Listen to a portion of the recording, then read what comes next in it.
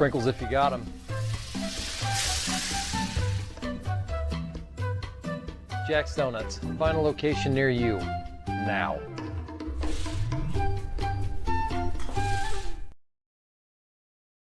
This is the Frells family's land. When the sun comes out, the kids run and play right there. This used to be a shed. Now, it's where they get breakfast. This is more than just land. It's home. The Frells family runs with us on a John Deere 1 Series tractor. This land isn't the only thing that should live on for generations. Nothing runs like a Deere. Search John Deere 1 Series for more. Visit Reynolds Farm Equipment, your hometown John Deere dealer today at reynoldsfarmequipment.com.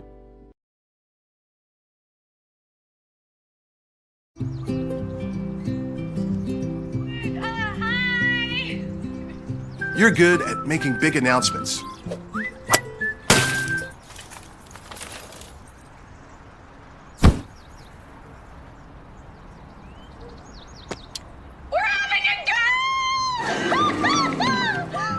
We're good at your insurance.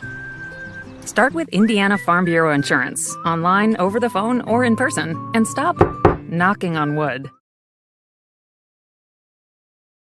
From warehousing to transportation and everything in between, Piper Logistics does it all. Centrally located, Piper Logistics has 2 warehouses in Indianapolis and a warehouse in Cincinnati, Ohio. Piper Logistics houses over 1 million square feet. Along with our transportation department, we can provide service to half the United States markets.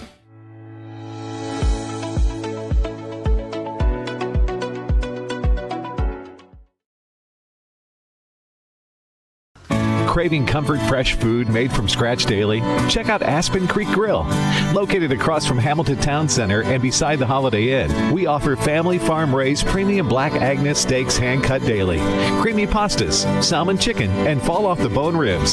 Start with our famous powwow shrimp appetizer and don't miss our refreshing drinks. Family-friendly or a great night out with friends. Aspen Creek Grill. Aspen Creek Grill, Noblesville. Call 317-559-3300. Burtner Electric Incorporated has been proudly serving our residential and commercial customers with quality electrical repair for over 33 years. We are fully licensed and insured in electrical wiring and electrician service packages.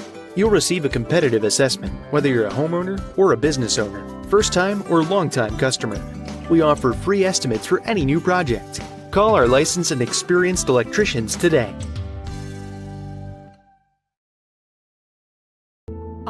Wanted was to feel loved. He said he loved me. My friends told me it wasn't a big deal. They thought he was so cool, but they didn't know what he wanted me to do.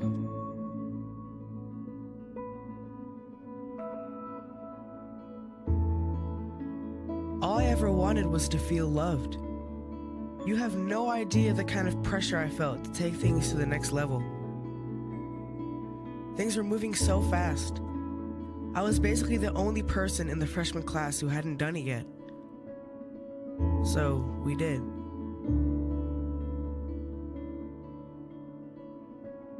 I loved him. I thought she loved me. My health class had CPR at school. I stayed after class to talk with the instructor about it. They showed me that it didn't have to be that way. They showed me that I get to make my own choices. There is another way. That's the best thing CPR gives you. Another way. A better way. A healthy way. Sometimes you don't see it because you're in your own world, but they don't make you feel bad. They talk to you like a real person, and they save kids from really unhealthy decisions. They tell the truth, and they know what they're talking about. So yeah, my life was different. I started to choose the better way. I honestly don't know where I'd be or what I'd be doing had it not been for CPR.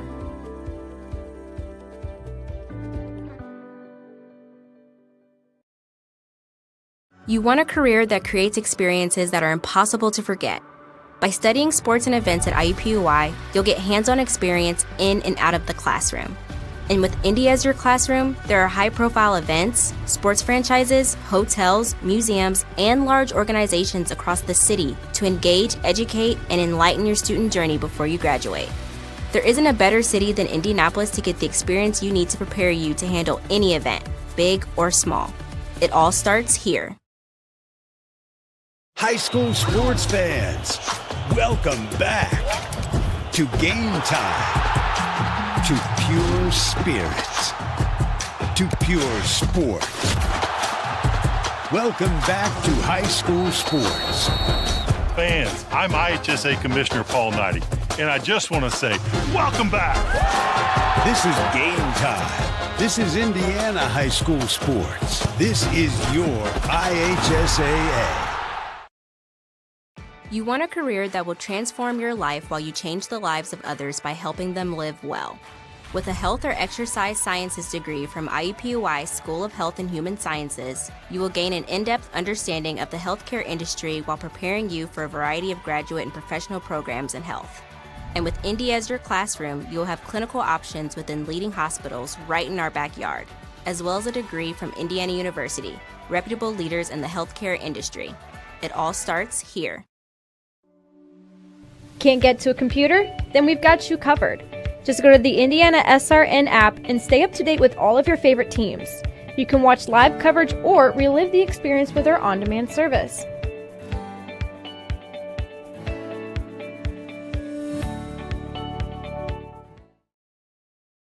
After the Marine Corps, I was diagnosed with PTSD and became homeless for 15 years. Like a hermit living on the street, I just existed. I came to Wheeler Mission. Wheeler operates on a culture of kindness. Going through their programs reminded me that my meaning in life is to serve God. God set me free from anxiety and depression. Before Wheeler, I just existed, but today I live.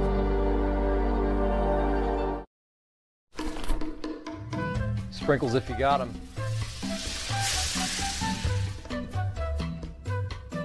Jack's Donuts. Find a location near you. Now.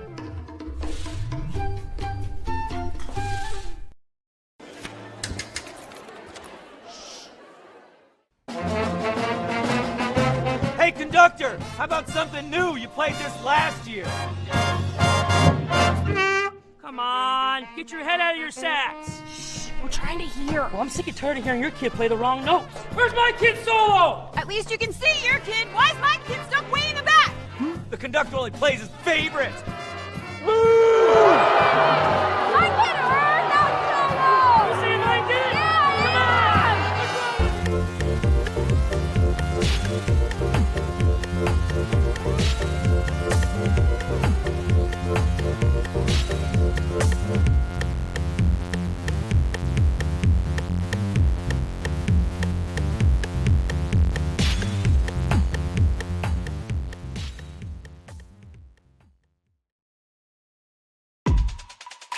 Good afternoon. My name is Jay Jones. I'm the commissioner of the Heartland Collegiate Athletic Conference, and we're excited that you joined us for today's webcast. We're thrilled to have this relationship with IndianaSRN, and we're excited to show you the game of the week each week, showcasing some of the best small college football around the Midwest. We hope that you'll continue to watch and let us know what else you might want to see. You can go to www.heartlandconf.org to see stats, game recaps, and other information around the league. Until then, enjoy today's webcast.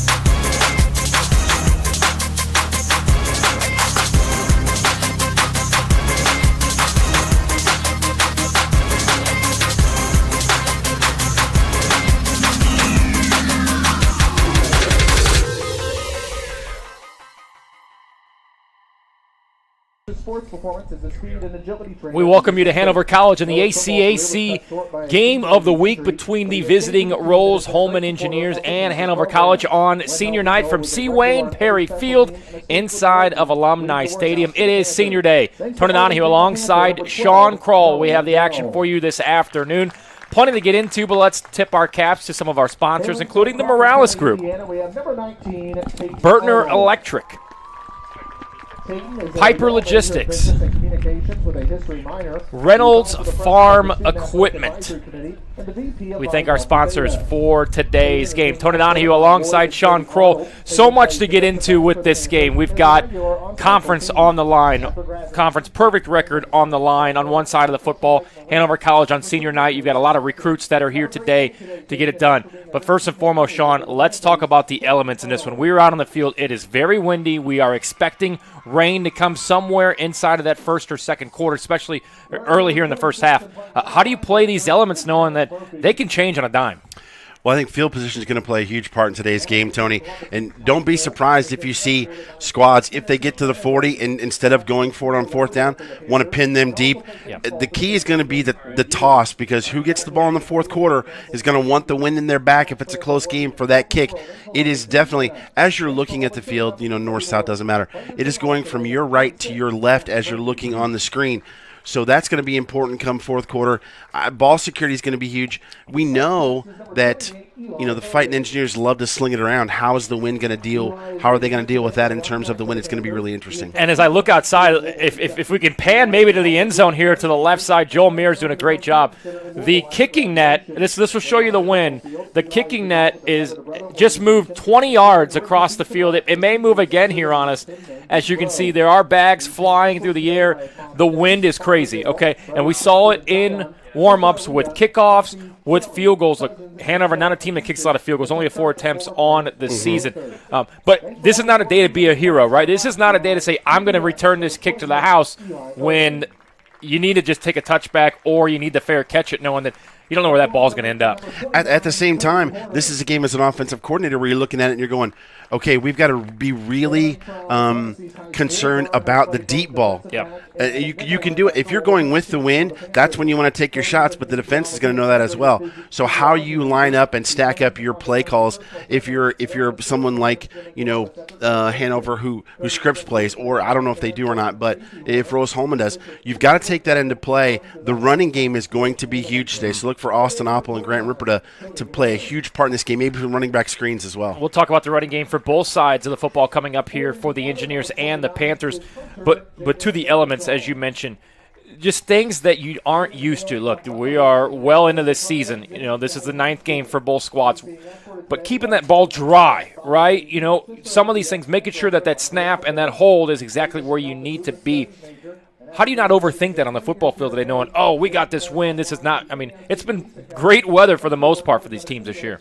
Well, and I think it makes a huge difference for the opposing team because the home team has all their graduate assistants and has all their people on staff. They know exactly where everything is at. The guys that have played here before know where everything goes and the wind blows. The opposing team's going to have the bigger issue with that, but I'm sure Rose-Hulman, as smart as they are, they've kind of got that figured out. But the quarterbacks are key. Center quarterback exchanges.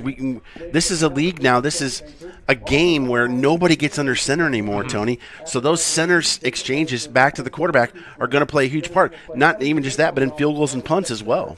We were here 2 weeks ago for the HCAC game of the week between Hanover and Mount St. Joseph's. In that game, we knew it was going to be close, and it was. 21 unanswered points for Mount St. Joseph to win that game over Hanover.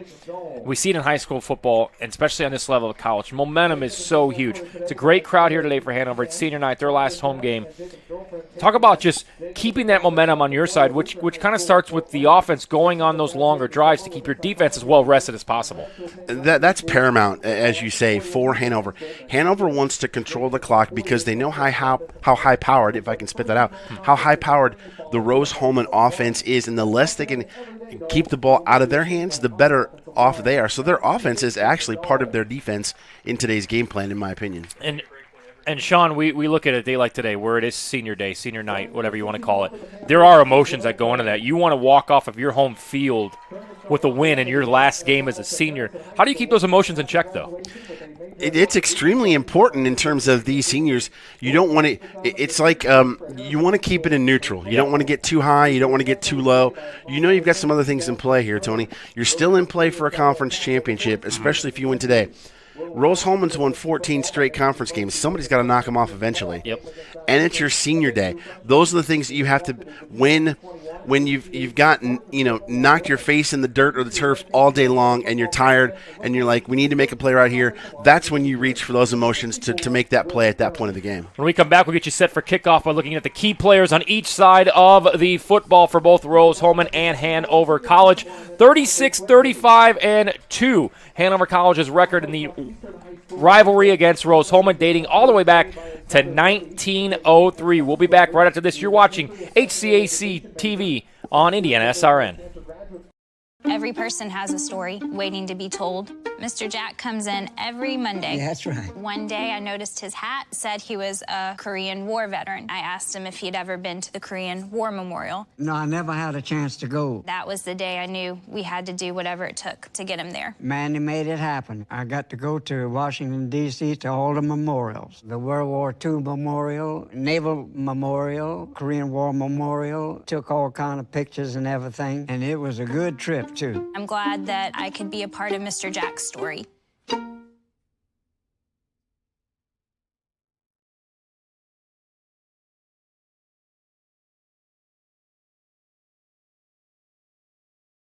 We encourage you to follow us on Twitter at IndianaSRN.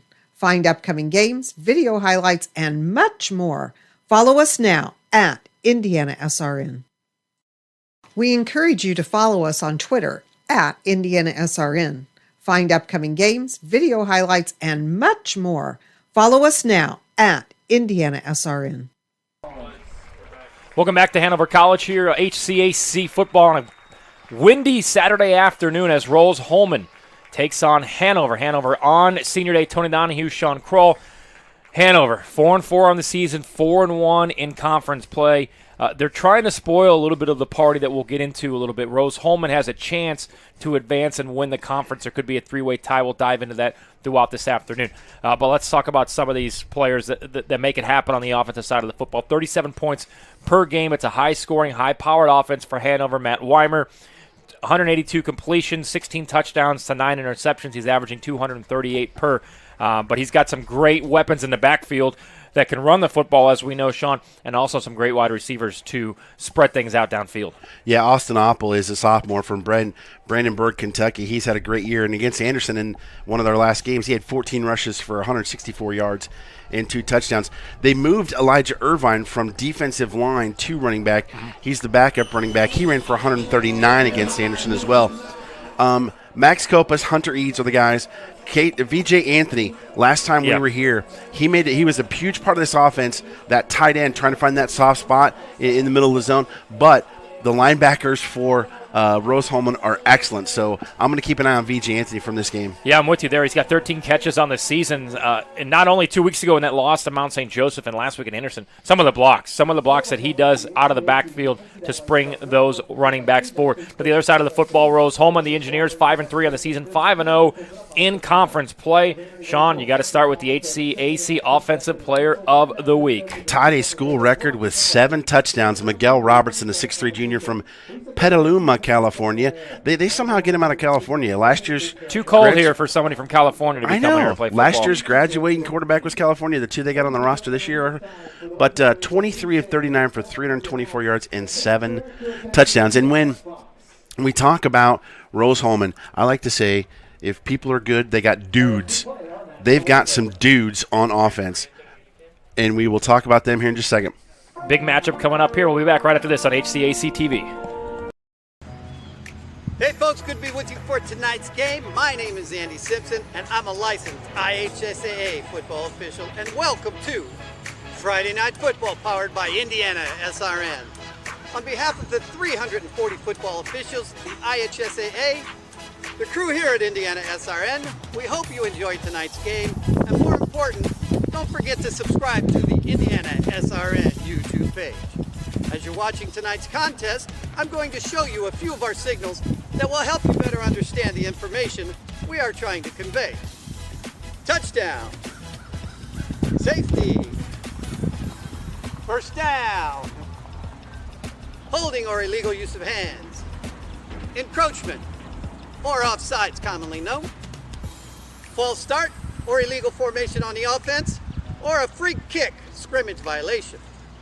Face mask, intentional grounding, roughing the passer, clipping, illegal shift, illegal motion, illegal block, pass interference by the offense or the defense, delay of game, and the one signal we dislike and you as fans don't like seeing, unsporting.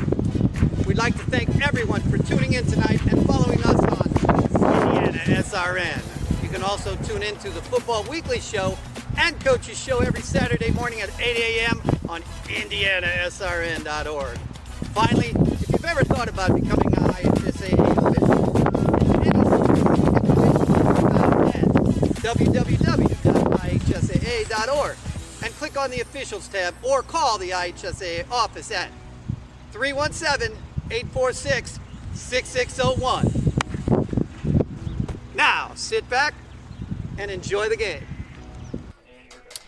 Welcome back to Indiana SRN's coverage of the HCAC game of the week from Hanover College as they welcome in the Engineers of Rose-Hulman. Tony Donahue alongside Sean Kroll. Before the anthem, Sean, we were talking about some of these great wide receivers that Rose-Hulman has. When you've got three wide receivers that have caught 500 yards worth of passes this season, three different players, you can spread it out a little bit. And all three have 8 touchdowns. Mm-hmm. You know, Jalen Hobbs has been unbelievable. He's had games of 2 touchdowns, 7 catches, 3 touchdowns against Franklin.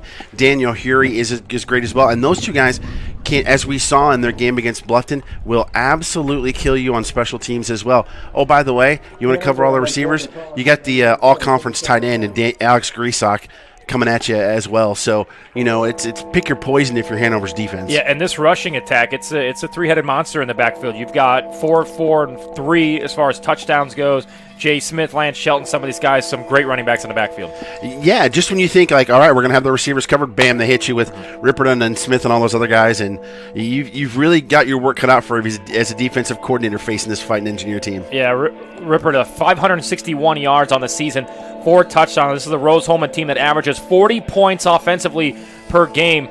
We expect to see a shootout here. We'll see how the elements play through, but Sean, I think you're in agreement with me. First team to 45 might be in the catbird seat. I'm telling you, especially if you look at the scores by quarter, we looked at this earlier. Rose-Hulman, 111 points in the first quarter, 116 points in the second quarter. By the way, they only give up 24 in the first quarter and 31 in the second. So Rose-Hulman will receive the opening kickoff of this contest in their road white uniforms, red pants, gray helmets. Hanover College in their home white helmets, blue jerseys with white pants. Thank you so much for spending your Saturday afternoon with us here on HCAC.TV, powered by IndianaSRN. Should be a good one here today. Rose-Hulman 5-0 in conference play. We were talking to the head coach earlier, Jeff Sokol, and he said, we control our own destination with this. We just need to win 2 football games. They do, and Hanover's a really tough squad. Let's not take anything away from them. And you can't look past, even though there's a good shot that undefeated Mount St. Joseph is waiting for you next week in Cincinnati. So there's a boomer of an opening kick with the wind at his back, sails about 15 yards past the end zone. So for the first possession of the afternoon, Rose-Hulman will start at the 25-yard line, led again, Sean, by Miguel Robertson. 139 completions, 24 touchdowns, just 4 interceptions, 1,760 yards through the air this season. And, of course, Sean, the HCAC Offensive Player of the Week after his performance last week. 2 things that stand out for me. 71% completion rate, 24 touchdowns, only 4 picks. Quick handoff on the first play of the game out past the 30-yard line for a pickup of 5. We talk about in close games like this, Sean, especially with the elements, the importance of just getting yardage on first down and not such – in any football game you play, if you're setting yourself up for second and shorts and third and shorts, you're going to have a great chance and ability to move those chains. And lots of all these teams, as you can see, the wind having an effect there on the pass as it got up, and the wind kind of took it out of the way of Ty Saliu there. Yeah, and when you get, Justin Pearson, their left guard is a third-team All-American in D3, not just All-Conference. They're probably going to weigh on him heavy a lot today, and this is exactly where you don't want to be because we talked about those wind conditions pregame show. So the second and short pass falls incomplete. 3rd and 5. Here is the rollout. Roberson looks, throws across his body over the top, and he is going to overthrow it. So a great defensive stand there by Hanover College. And they get their defense off of the field quickly, not even a minute into this game, 31 seconds to be exact, and Hanover College will get it for the first time. Couldn't ask for a better start if you were Coach Theobald and the Panthers. 3 and out is exactly what the doctor ordered. And we'll see now, for the first time today, how the elements could wreak some havoc. Kicking this thing into the wind, he will boot it from the 15-yard line. Toller awaits the snap. He averages almost 44 yards a kick. It's blocked. Oh. It's blocked at the line of scrimmage. It'll spin back. It is picked up at the 30-yard line. So you couldn't ask for much more in the first 40 seconds if you're Hanover. Boy, if you're looking to run through a brick wall already from senior night, boy, you've got even extra charge going from that 3 and out and then a block punt. They are large and in charge, jazzed up and ready to go. And this crowd's in it already as well. Set on the edge here. Breaks through the block and gets his paw out, the quick extension there. So a great job by Billy Blevins, the freshman from Carmel High School, to get in there and block that punt. And Hanover College in business here early in the first quarter with their first possession starting officially on the 29-yard line. Here's the quick handoff to Apple. Breaks it out to the left side to the 20. They're going to mark him out of bounds at the 19-yard line, right at the line to gain for the first down. We'll see if they give it to him. A lot of people look at Oppel and say, wow, he's a running back. I'm telling you what, this kid, low center of gravity, 5'9", low man wins, as they always say, Tony, and this kid can get low, and he's quick. Good enough for the first down. He'll be well over 700 yards when this game is over. Here's a play-action screen to your boy, VJ Anthony. Catches it, gets it across the 15-yard line. That's what they will mark him. So a pickup of about 4 there. Set yourself up for a 2nd down and 6. Was that a pass or a shot put? I couldn't really tell, but yeah, he got it to VJ Anthony coming across the line of scrimmage in motion, and they'll do that as well to set up some jet sweeps with their wide receivers. Mason Williams in the slot. Here's the handoff to Oppel. Looks to get the edge. He's stopped in the backfield, keeps his legs moving forward past the 15 to the 14-yard line. So a 3rd down and 4 coming up here. This is the team that's only attempted 4 field goals on the season, so we're in 4-down territory here, Sean. We are. Great stop there by Kaiser Bone. We're going to hear his name a lot today, a senior from Centerville, Michigan. Big play for the Rose-Hulman defense early in this game. 3 wide receivers set. VJ Anthony is the tight end lined up to the left. Hunter Eads lined up to the right, one-on-one coverage. Plenty of time on the play clock here. Patience by Matt Weimer. 16 touchdowns on the season. Takes the shotgun snap. Looks to his left. Throws it across the middle, and it is complete to the 5-yard line for Hunter Eads. That should be enough for a first down. First down and goal coming up here for the Panthers. And quickly back to the line of scrimmage to catch them out of alignment are the Panthers. Nice little crossing route from Eads. And give the Hanover College offensive line some love there, too, as they gave him plenty of time to look through his progressions and then find the receiver for a first down. Here is the first and goal handoff to Oppel. Goes to the left side. He will be stopped just short of the goal line. So 2nd down and goal. I would imagine you keep the football on the ground here for the next 3 possessions. I would think so as well. And you could see right there, he looked to go through a gap on the right side. It closed up. He quickly shifted to the left and got towards the corner to give them a 2nd and goal from, it looks like, about the 2. Maybe 1.5. And always good to have a senior quarterback. He's shown patience here, Matt Weimer. This is the guy who's been playing for a long time here in the blue jerseys. They'll come out of shotgun here on 2nd down and goal. Man in motion. It is a quarterback keeper to the left, diving towards the pylon, and Matt Weimer rushes it in for the touchdown. And just like that, Hanover College strikes first to go ahead 6-0. Boy, again, we talked about it. You could not ask for a better start if you are Hanover College. I love the play call. Fake both guys, right? The receiver on the jet sweep and Opal, and then come back left with your quarterback for 6. So here comes the first extra point attempt. This is with the wind at your back. It is down and up, and it is blocked, but it still goes in just like that. 7-0 Hanover. You're watching HCAC action on IndianaSRN.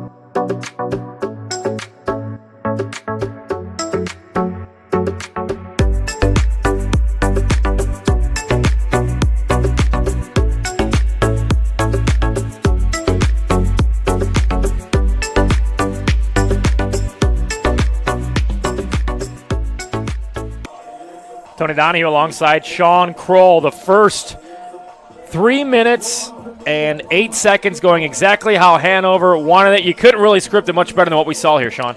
You could. Nice. You know, you got to love it when you're a head coach and you only have to go 29 yards to stick it in the end zone. 6 plays, 29 yards, just a shade over 2 minutes, and it's 7-0 already Hanover. Now the key is keeping that momentum and keeping this fighting engineer offense off the field. Billy Blevins' blocked punt set up Hanover College at around their own 25-yard line. And then a 2-yard touchdown rush there for Weimer. And it is 7-0 early here for the Panthers on senior day. You're watching HCAC TV on IndianaSRN. Early in the first quarter here, Rose-Hulman will take over for the second time on offense.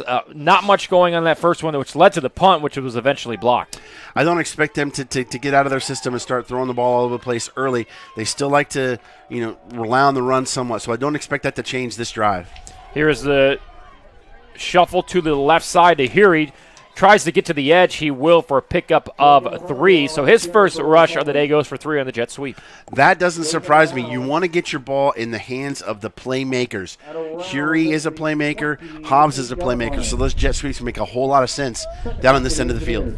So second down and about 4. Shotgun snap, handoff, take it in the backfield across the 35-yard line. It looks like they will mark him just enough to move the sticks for the first time for Rose-Hulman. There you go, Ripperda right up the right side. 2 runs and a first down. That's exactly what you want. You can take a breath now on the offense. All right, let's get into our system and let's go. So first down and 10. Robertson out of shotgun. 2 wide receivers to his right. One-on-one coverage to his left. Fakes the handoff, throws a screen pass to Heary.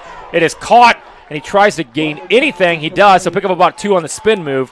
But a great stop there by the cornerbacks of Hanover College, who, Sean, you talked about in the pregame. They're going to be the keys to the defense tonight. They are going to be key. That was a great play there, especially as Hobbs tried to block them off the football. But Brody Luker, who we didn't think was going to play, is in now. Number 7, a DB. He's made a great play there. Here is the handoff to Ripperda. He tries to get it across the 50. He will. Keeps churning forward for a pickup of about 12. That's good enough for a first down. So for the second time on this drive, Sean, Rose-Hulman moving the chains. And that's the beauty of the Rose-Hulman offense. Just when you think, man, they're going to come out and they got all these weapons on the outside, they right up the middle with Ripperda and gash you for about 20 yards. So tempo offense here for the Engineers. Out of shotgun. Quick handoff again. So another pickup of about 4 there. Second down and 6. And, this is the guy who's going to see a lot of carries tonight. Yeah, and they're running behind Big 59, Justin Pearson, Page, Gibson, Schlitz, and Spradlin on the offensive line for Rose-Hulman. But they're going to lean heavily, if I can say that right, on their preseason All-American. So second down and 8. Another handoff in the backfield. Taken down at about the 40-yard line, so about a third down and 6 coming up here. Love the fact right there that Hanover forced him to change direction and cut. Nice job, Jamie Deckard, 21 for Hanover. We're going to call his name a lot, as we will Jaylene Santos, 6 on the edge for Hanover. Linebackers are huge today, Tony, for Hanover if they want to stop the run. 3 wide set. Ripperda in the backfield. He does not get the handoff. Throw to the left side, and it is caught at the last second by Hobbs. Good enough for a first down, and that ball threaded the needle. Hobbs hauled it in. Good enough for the first down. You can tell the wind made a difference on that play because that was almost a pick six. But Robertson threw a bullet, but great concentration there by Hobbs to look it in and secure the ball for the first down. So Robertson completes his first pass of this first quarter. 9 minutes left in the first. Here is the handoff. Stopped at the line of scrimmage, but Ripper is a guy who will just keep those legs moving and gets positive yardage for a pickup of about 3. Both these guys will. Ripper and Oppel will keep those legs churning in all the time until somebody brings them down or till their buddies come and push them from behind, as we see all the time now in college football. So second down. Rose-Hulman went tempo for the first couple of plays of this possession. Now they slowed it down a little bit with 8:30 remaining in the first quarter. Ripperda again, and he is caught from behind, but again keeps those legs churning and turns a gain of 1 into a gain of 3. Their rushing offense is no joke. I mean, they've had 69 first downs by rushing the football, but they are a pass first team. 95 first downs from passing, so they do like to sling it. We talked about a pregame. They average 40 points per game. They run for 163.5 yards a game, but throw for over 250. And Sean, this is a team that's very disciplined. We don't see flags on the offensive side of the football, and Rose-Hulman's out there. No, these are, if you haven't gathered that already, these are smart. They're all smart young men. But when the low students in the totem pole are computer science majors, you got some bright fellas out there. So Ruperta takes the third down handoff right to the sticks. It looks like they will mark them short. A 4th down and 1. Sean, put your coaching cap on here. Are you looking to get him to jump off sides and call a timeout? Probably don't want to kick a field goal going into the wind from this far out. It would be about a 38-yard attempt from where they are now. I'm looking for a jet sweep to Hobbs or Huey here. So 4th down and 1. Man in motion. Here is the jet sweep. Just as you said, Huey gets it, cuts it back enough for the first down. Move the chains again for Rose-Hulman. Nostradamus there on the jet sweep. Hey, a broken clock is right twice a day, correct? This is true. But a great play call here. Patient running. Cuts back, lowers his shoulder, enough for the first down. It looks like we'll have an injury timeout on Hanover. We'll take it with them. You're watching HCAC TV on IndianaSRN. At Morales Group Staffing, we are all about building better futures. And during these times, we are working hard to put people to work. We are now hiring for hundreds of jobs with pay up to $17 an hour. Visit our website at moralesgroup.net or text JOBS, JOBS, to 317-472-7600 to apply now and get hired today.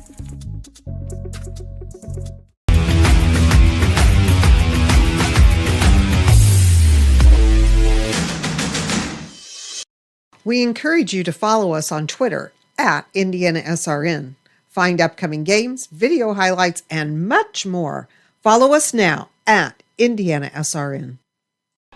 1st and 10, and Ruperta rips off about a 14-yard run down inside of the 10-yard line. They'll mark it at the 6. 1st and goal here for Rose-Hulman on their second possession. Let's take a look back at the replay here. Again, Ruperta's going to get the ball a lot this afternoon, and he keeps those legs churning. It's hard to bring him down. Yeah, they've leaned heavily on him so far, and he has delivered. Wouldn't surprise me to see them stick with him down here inside the 5-yard line. Here is the handoff again to Ruperta. Goes to the right, cuts back to his left, and dives for the end zone. Touchdown, and a quick answer for Rose-Hulman. And it's 7-6, the lead for Hanover with the extra point pending. Nice answer from the Rose-Hulman offense after the block punt, the short drive. They meticulously got the ball down the field, do tons of runs as I look here. 11 of their 14 plays were running. That's not typical Rose-Hulman offense.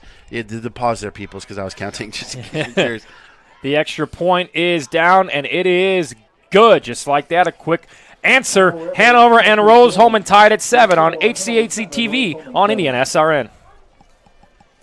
My name is Brittany. A little thing I love about the Egg White Grill is the toasty English muffin. It's toasted perfectly. It's just a little crispy, but not like hard crispy, but just crispy enough that when you bite into it, everything is perfect. My name is Curtis, and I love the egg white grill because the egg itself, it's like soft and fluffy, like a pillow. I wouldn't eat my pillow, but I'd eat the Chick-fil-A breakfast egg white sandwich for sure. They say nice guys don't finish first. So maybe it's time to reconsider what it means to be first. It's about being your best, but knowing you could be even better. It's being present, but respectful of history. You sure you want to make that move? It's donating something more valuable than money. It's believing in yourself and something bigger. It's coming from different families, but treating each other like brothers. It's not just being a man, it's being a Mason. Welcome back to Hanover College with 6:16 remaining. The visiting Rose-Hulman Engineers tie it up at 7. Tony Donahue alongside Sean Kroll here on Indiana SRN. And after this kickoff, we will look back at how they got it done. But a lot of running the football as the kickoff is fielded at the 8-yard line. Some blockers ahead, gets it passed out to the 25-yard line. And Hanover College for the second time this afternoon will take over on the 23-yard line. Sean, a heavy dose of the run game there for Rose-Hulman on that drive. Yeah, 13 plays, 75 yards, 5 minutes and 36 seconds, capped off by the 5-yard touchdown run here by Ruperta. But 13 plays, 11 runs, only completed one pass. Not your typical Fighting Engineer touchdown, but they'll take it. You know, we talked about this in the outset too, Sean. A long drive there, the defense for Hanover College. It is inevitable here for Hanover to go on another nice long drive here because the last drive was quick, taken over at the 25-yard line. There's been a lot of Hanover College defense on the football field here early in this as we reach the halfway point of the first quarter. And the key here, I think, for Hanover on offense is you've got to give your defense a breath. Because of the high-powered offense of Rose-Hulman, even though they ran the football down the field, you know they can sling it around. You want to make sure and give them the rest to come back out. You cannot go 3 and out here if you're Hanover. Well, we talked about a shootout in the outset of this contest so far. Both teams have scored, and we're halfway through the first quarter. Taking a shot deep here to the right side, is Weimer, but he overthrows his intended target of Hunter Eads there, going for it deep on 2nd and 7. That'll set up a 3rd down and 7 coming up here for Hanover. You mentioned the fact that they like to score. Here's 3 scores from last week. Rose-Hulman put up 76, Mount St. Joseph put up 70, and Hanover put up 62. So there are some pretty good offenses in this conference. Yeah, and we were talking to the coaching staff of Rose-Hulman before the game, and I said, Coach, some basketball type numbers. I think the Rose-Hulman basketball team would take some of the numbers you put up so far this season. The Panthers with the football, 3rd and 7. Weimer looks deep, floats one to the right side, and just overthrows his intended target of Jalen Peck. The ball falls incomplete, and a quick 3 and out for the Rose-Hulman defense, and Hanover College will punt this one away. I don't mind throwing there. I'm not sure I would have went that far down the field. He had the back open there in the left flat maybe to get a first down, but he wanted more. That hurts. So now your defense has to step up after a short 3 and out. Yeah, and a great stop there and great cover-ups by the defensive backs for Rose-Hulman. Here is the punt, and it is going to be bounced at the 48-yard line, and it'll go out of bounds at the 47. So not the best punt you wanted there on the special teams end for Hanover. And for the 3rd time in the first quarter with 5:15 remaining, the Rose-Hulman Engineers offense will take over, this time with really good field position starting at the 48. You do not want to give this squad a short field, so I wouldn't be surprised if we see a little more throwing the football here, Tony, on this drive. Rose-Hulman 5-0 in HCAC play so far this season, 5-3 overall. Their offense back on the field led by the HCAC reigning Offensive Player of the Week, Miguel Robertson. He is out of shotgun with a 4 wide receiver set. Gressick goes in motion, but it's a handoff again to Ruperta, and he has stopped at the line of scrimmage. They will mark it good enough for a gain of 1, so 2nd and 9 coming up. Jeff Sokol, since the start of the 2019 season, is 21-3 in conference play. These squads, Hanover and Mount St. Joseph next week, want to take them off their pedestal. And so far, so good. They're getting through the first quarter, are these Panthers. Let's see what they can do here. So 2nd and 9, handoff here, Ruperta again. Patient running, keeps the legs moving forward past the 50-yard line into plus territory at the 48. 3rd down and 5 coming up here for the Engineers. And Sean, you mentioned this off air before the game. The discrepancy in points scored for Rose-Hulman in the first half compared to the second half. That's exactly it. And these are the plays right here when they're just now in Hanover territory. The big third downs, they are actually 40% third down efficiency as an offense. So Ruperta gets the handoff at the 50, gets a hole, past the 40. Plenty for a first down, a pickup there of about 18 yards. Good enough for a first down. Ruperta here. He is getting the football almost every time. Watch this play here. He sits and he waits for his lineman to open up that hole. Then he cuts through and gets the big gainer. Got to let the big guys do their jobs up front. Ruperta again gets a handoff in the backfield, goes to the right side. He is tripped up and stopped in the backfield for a loss of 1. So great job there on the defensive side of the field by Caleb Brewster to get into the tackle. Nice job by the junior from Hiram, Georgia. And Ripper's probably saying, hey, coach, I need to – it's called a breather. I love getting the rock this many times, but you got to help me out here a little bit. So Ruperta in the backfield with Miguel Robertson. 2 wide receivers set to the left, 1 to the right. Gressick goes in motion. Graysock in motion to the left. Quick screen pass to Tice Salou. Pass is complete to number 9, Adam Tice Salou. Yeah, So- they got big targets too. Yeah. Tice Salou and the tight end Graysock are both 6'2", 6'3". Then you've got the speedsters in Hobbs and Hury. So you do have some size for guys that can go up and get it like Tice Salou does. And Sean, this is a high-powered offense that throws the football often and has plenty of weapons, but Ruperta has been getting it done in the backfield as he gets the third down carry, takes it right to the line to get for the first down. They're going to mark him at the 19, and it is enough for the first down. But we're talking about how high-powered this passing offense is, but you don't need it right now in these elements when you're getting it done running the football. That's something you can't really prepare for is the weather. It just kind of happens. And you prepare all week for the passing game, and the weather causes them to run. If it ain't broke, don't fix it, Tony. Robertson and the offense they're going into the wind. Here's a fumble on the snap, but Robertson is able to land on it for a loss of 2, 2nd and 12 coming up. They are going at the wind right now, so this is where you would expect them to run the football, and we'll see when they flip sides and head from right to left if they go to the air a little bit more, but right now they've been getting it done running the football. I think Robertson intended to fake it to Ruperta and then take it to the right side in the opening when everybody went with 6. He just couldn't quite handle it, but they got it back. That's what was important. So here is the reverse. It goes to the left side, caught by Hury. He'll try to make one man miss. Dancing around at the 15-yard line. He'll finally be taken down at the 15. So a little trickery there for a pickup of 7, 3rd down and 5 coming up. What I love the most there is your quarterback is out there throwing a block. As soon as he pitched it, knowing it was coming back, he got out there and said, let me look for a DB that's kind of my size. You see him 10, he's like, let me help you out. Sometimes the quarterback wants to hit somebody, What doesn't surprise me. They take a lot of hits in the backfield, see a lot of hits in front of them. Sometimes they want to go ahead and lay one down. Payback, right? Yep, so 3rd down and 5 here. You're at the 15-yard line. Man in motion. That's Graysock. Ruperta takes the handoff, enough for a first down inside of the 10-yard line. 1st and goal from the 8. Ruperta is getting the football and is pretty much doing whatever he wants out here. It looks like he's so calculated in exactly where he's going and where he's moving at all times.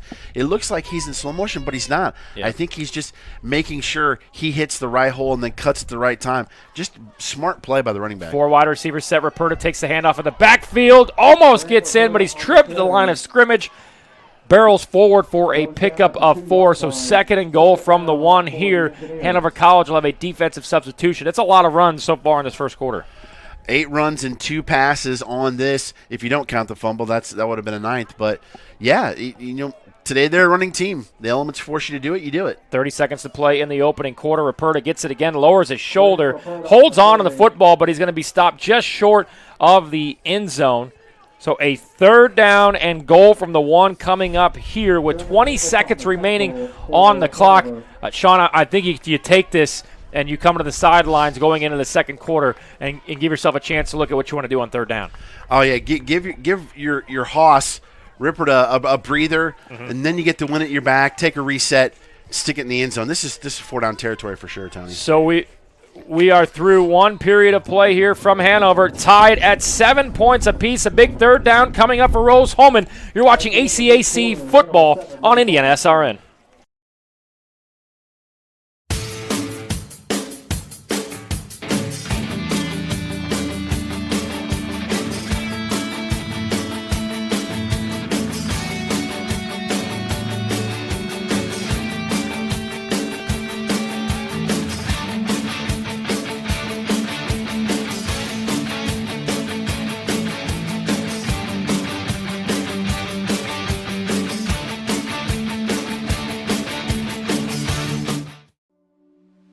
Can't get to a computer? Then we've got you covered.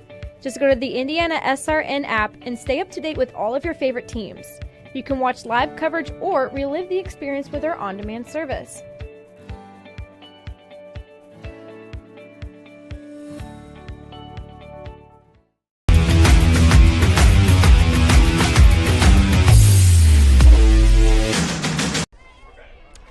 Start of the second quarter here from Hanover College. An entertaining first quarter as Rose-Hulman and Hanover squared at 7 points apiece.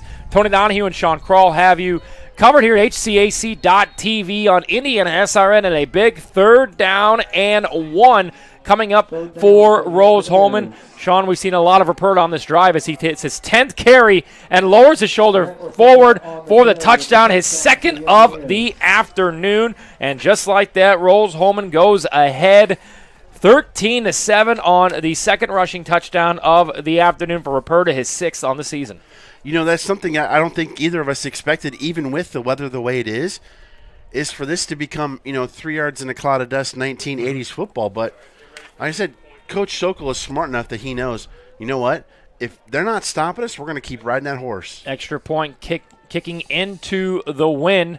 It is a high snap, put down and up and good, just like that. Rose-Hulman 14 unanswered points. They lead Hanover 14-7. You're watching HCAC football on IndianaSRN.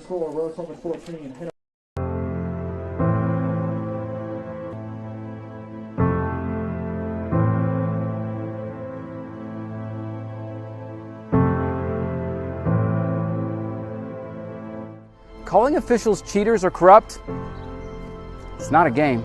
Insulting referees, it's not a game. Threatening officials, it's not a game. Berating young umpires, learning the ropes, it's not a game. Violent language in the stands, it's not a game. Verbal abuse from the sideline, it's not a game. Screaming at a referee in the parking lot, it's not a game.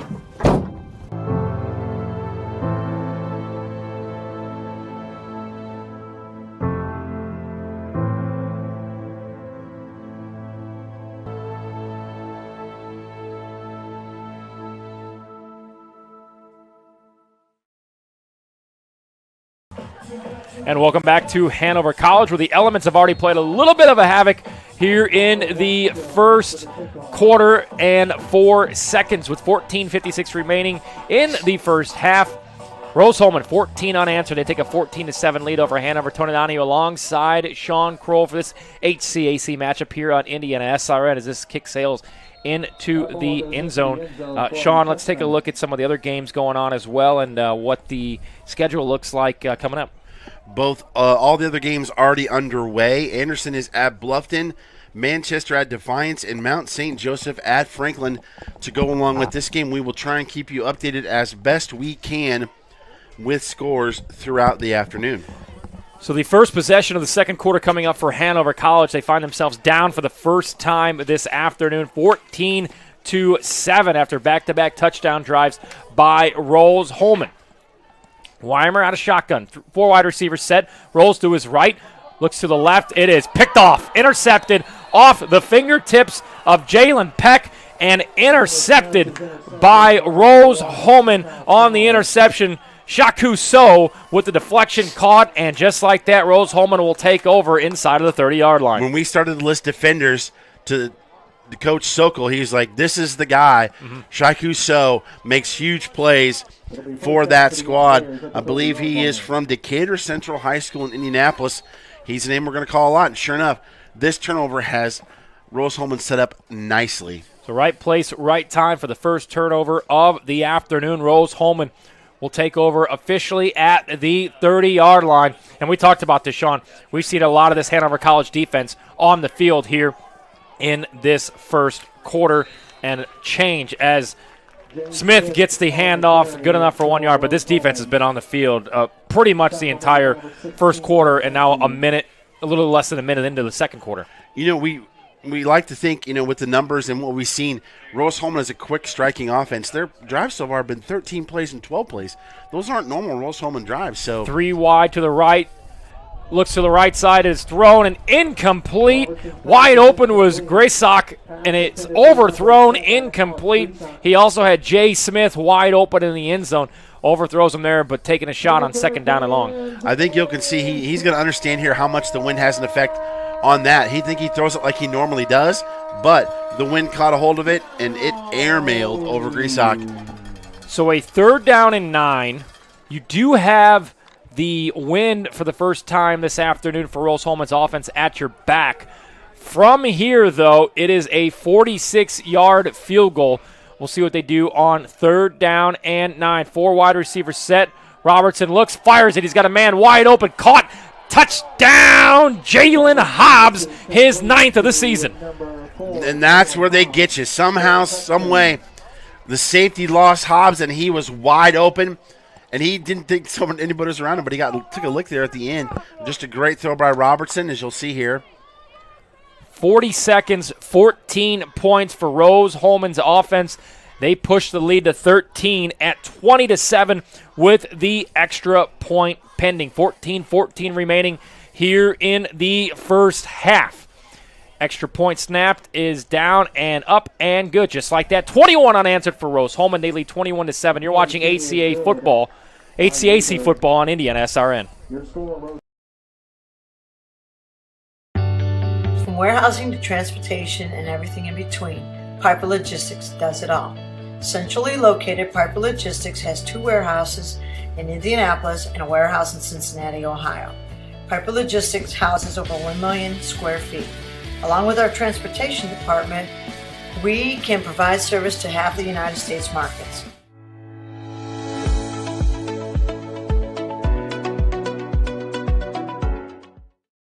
We encourage you to subscribe to our YouTube channel, IndianaSRN. Hit the bell to get notifications for upcoming games and more. Watch as many games as you want, as many times as you want.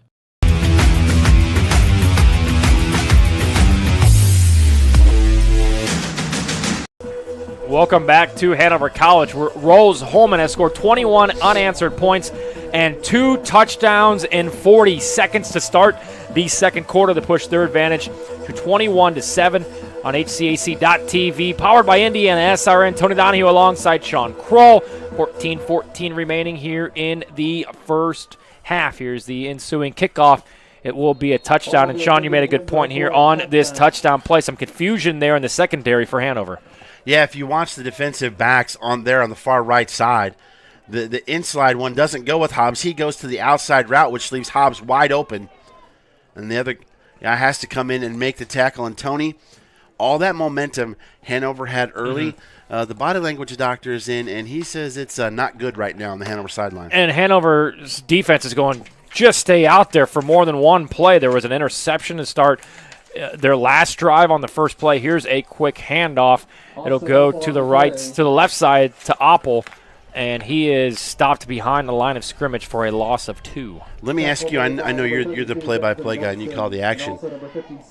Are you hesitant now to throw it since Weimer threw that pick and you saw how the ball floated on him with the wind in your face? No, I think so, and the wind has died down a little bit compared to what it was at the start of this game. Unfortunately, we don't have any flags on the field goals to see, but just like that, they'll roll out.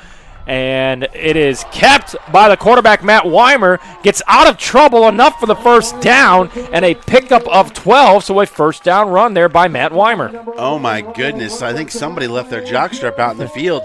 You don't usually see that from a quarterback, as Weimer did a great job avoiding the pressure. Whoop, there it is right there. Steps up, makes a few guys miss, and just like that, enough for the first down.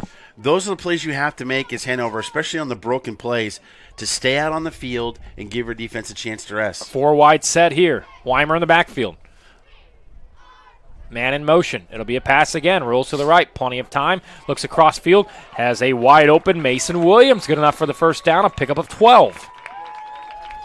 I like those pass patterns. Short. You notice how Weimer kind of threw it low to try and keep it a little bit under the wind. Kept it, and only where his receiver can catch it. And if he's going to miss that, it's going to hit the ground. And great protection here. Had time to set his feet and fire a strike across the middle for 12 yards. Weimer again. He'll throw a screen pass right back to Mason Williams. Williams might not have gotten back to the line of scrimmage. It'll be no gain. 2nd down and 10 coming up here for the Panthers. Boy, Ryan Schmidt came flying in there, number 6 in the defense, but Andrew Walkowski, a senior from South Bend, Indiana. Do they have a football team up there in South Bend? Well, does where did Rudy go beforehand? Holy Cross? That's right. They have a football team? So 2nd and 10. Fakes the handoff. Weimer on the run. Looks to throw it. He will keep it. He's tripped in the backfield forward for a pickup of 2. And a 3rd down and 8 coming up here for Hanover College. And that is the guy right there. The long hair, the mane, the lettuce. Number 11, Riley Roberts from Center Grove. All over the field as a linebacker. Got him by the shoestring, Weimer, he did. And this is where you don't want to be if you're Hanover 3rd and long. So 3rd and long at the 49-yard line. Weimer in the backfield. Man in motion is Peck. It is a pass. Dump off screen. Oppel catches it in the backfield. He's got a speed burst. He's past the first down marker. Cuts it back at the 30, 20, 10, 5. And he is torn down, fumbled into the end zone. They will mark him down at the 2-yard line. A big run there. But you got to hold on to that football at the end of that run. Great call with faking, and great job by Weimer looking to his right, knowing he was setting up his screen on the left. You got the wall out there, and then you just let Oppel take charge. The big fellas, and you just got to make one man miss, and zing, there he goes. He does get caught from behind, and his knee does go down before the fumble. But yeah, you got to hang on to that for sure. Great job there by Rose-Hulman's defense to not give up on the play. Oppel gets the handoff in the backfield. He is drugged down at the line of scrimmage, and we have a flag on the play. First one of the day. It's the first penalty marker of the day. We will see the call here. Great officiating crew. Some of these guys fresh off high school sectional championship games last night from around the state of Indiana. And the one that didn't came all the way down from Fort Wayne. Personal foul.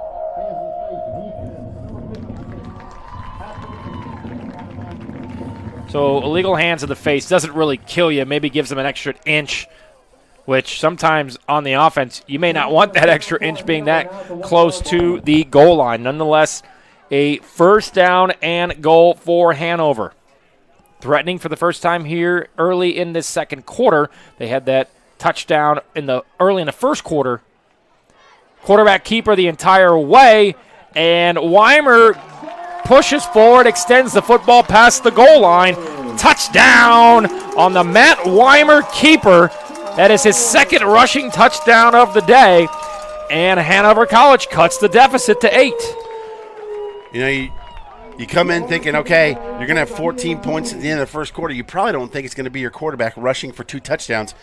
But when they're 3 yards combined, I think you're okay with that. 4 minutes into the 2nd quarter, 21 points on the board. Extra point is up and good. Hanover College with a great answer. They trail Rose-Hulman 21-14. You're watching HCAC football on IndianaSRN.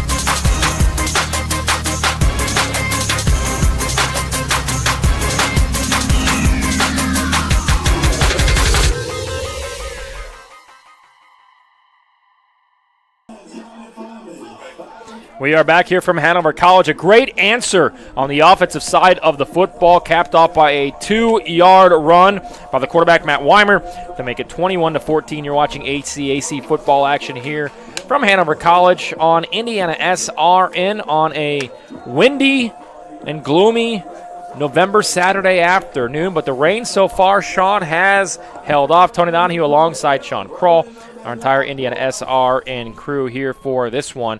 Lots of points scored so far, and here is the ensuing kickoff for a touchback. A lot of rushing on the ground here for both teams, Sean. A lot of running the football, and again, the elements caused that in terms of the win. And another score of interest in this conference, Mount St. Joseph up on Franklin only 13-6.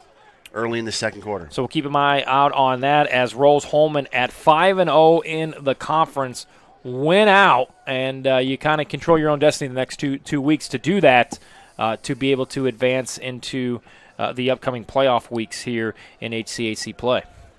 And the girls' soccer is going on here as well. Same teams, Rose-Hulman up 1-0 on Hanover.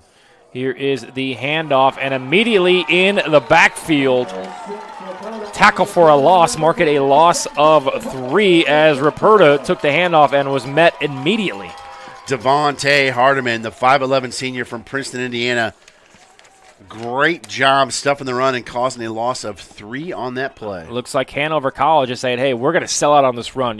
You've ran it to Ruperta enough. We're going to stop it and make you beat us another way. Out of shotgun comes Robertson, steps up, fires across the middle. It is a great snag by Ty Salou, goes up and gets it under pressure, good enough for a first down. I don't know what he's got on those gloves, but my goodness, that ball stuck. This is an absolute beauty of a catch right there, fingertips, and held on to it. Wow. So mark it at the 36-yard line. First down and 10, just under 10 minutes to go here in the first half. Man in motion on the jet sweep. Handoff goes to Hury. He gets it past the 40-yard line.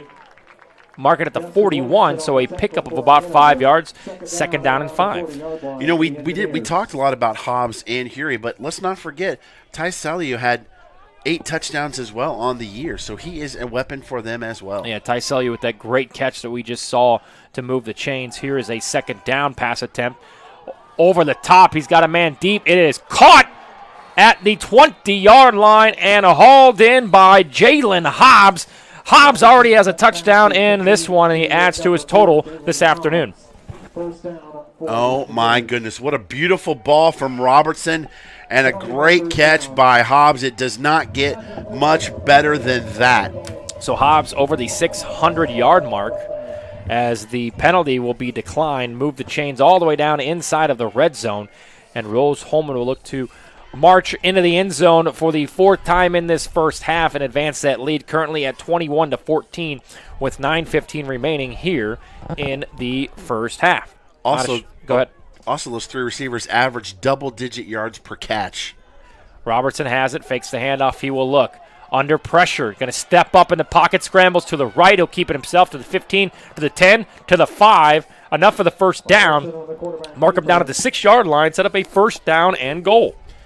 Hobbs' last few games, 8 for 137 and 2 touchdowns versus Bluffton, 7 and 103 yards and 3 touchdowns versus Franklin, 6 for 119 and 2 touchdowns versus Defiance. So a first down and goal. Ruperta in the backfield. It'll be a pass to the left side.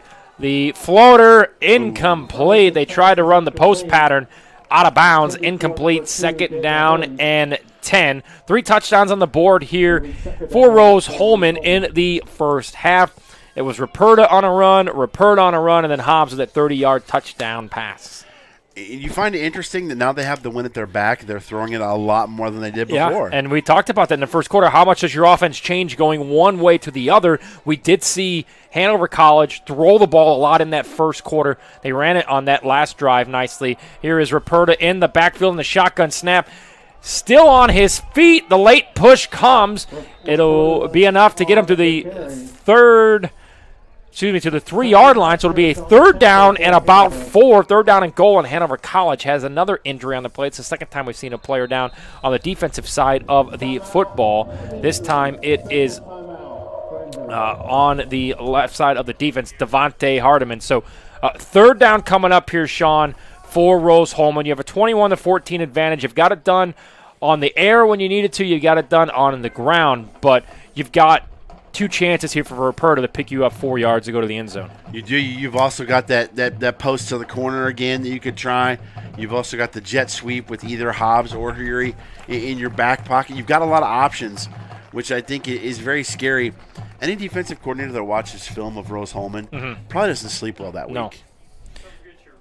No, they don't. Let's take a look at some of our reads, too, as well as we get through this first half. Tam's Sweet and Savory Cafe is a new spot for breakfast or lunch. Open Wednesday through Sunday. Try our classic breakfast and our sweet baked goods. Located in Lawrence, Indiana, Coach recommends the Sloppy Joe with extra pickles for a great lunch option. Check out Tam's at 6427 Oak Landon Road. Carry out 317-760-1640. 3rd and goal here. Just under 8 minutes to go in the first half.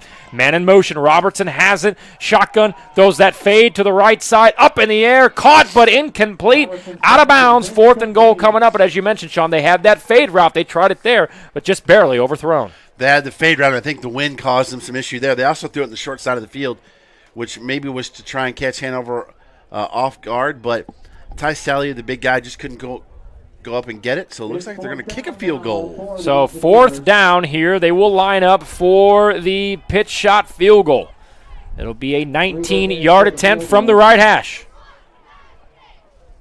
Here's the snap. Kick is up, and it is good. Just like that, the first field goal on the board. Rose-Hulman pushes their lead to 10 at 24-14. You're watching HCAC football on IndianaSRN.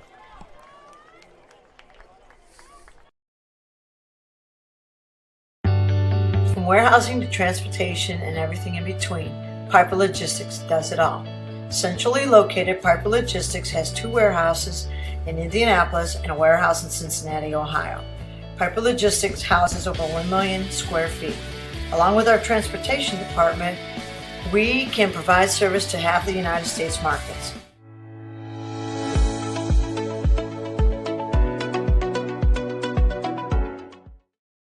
We encourage you to subscribe to our YouTube channel, IndianaSRN. Hit the bell to get notifications for upcoming games and more. Watch as many games as you want, as many times as you want.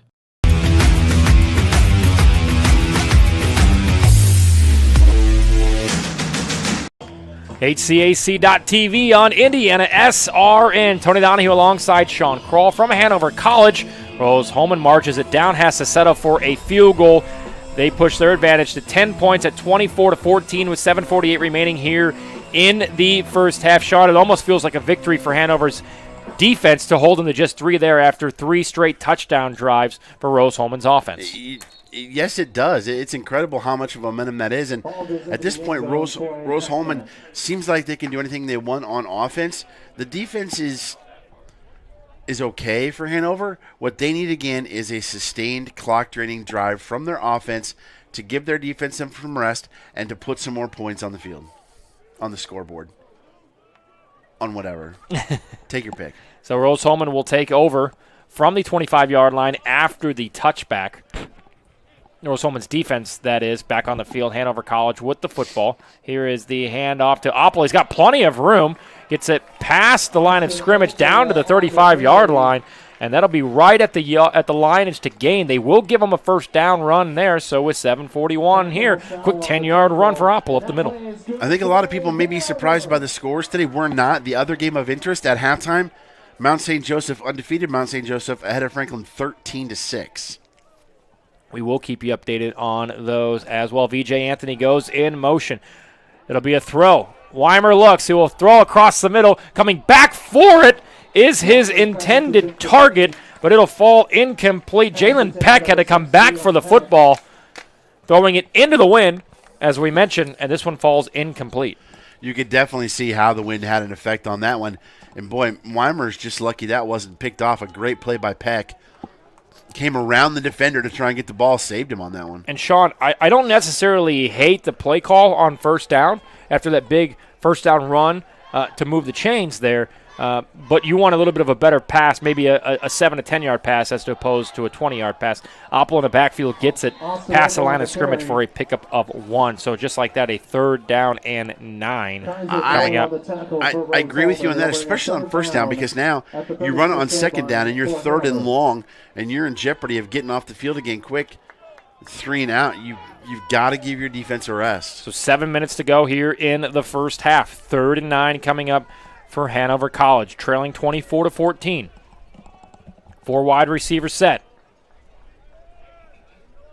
I'm interested to see what Rose-Hulman's safeties do here. 8 seconds on the play clock.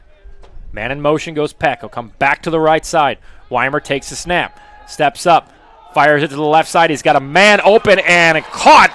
That is Roadbush for the first time this afternoon. His 32nd catch of the year goes for a first down. Looks like he just got away from his defender there and hauled it in and did a great job of getting 1 foot in for the completion. Riley Roberts, when he got up, he limped a little bit, but Eric Rodebush from New Palestine, Indiana, shout out to the Dragons. Roberts just fell down. He's a little gimpy out there as well. So here is the handoff to Opple. Tries to make a few guys miss, hesitates, and gets a gain of 1. So into plus territory goes Hanover College. They're looking to cut this lead as they trail by 10. They trailed by as many as 14. They've led by as many as 7. We've seen a lot of back and forth of the side of momentum for both sides of the football here. That 3rd down play was such a big play, Tony, getting the first down and keeping the chains moving.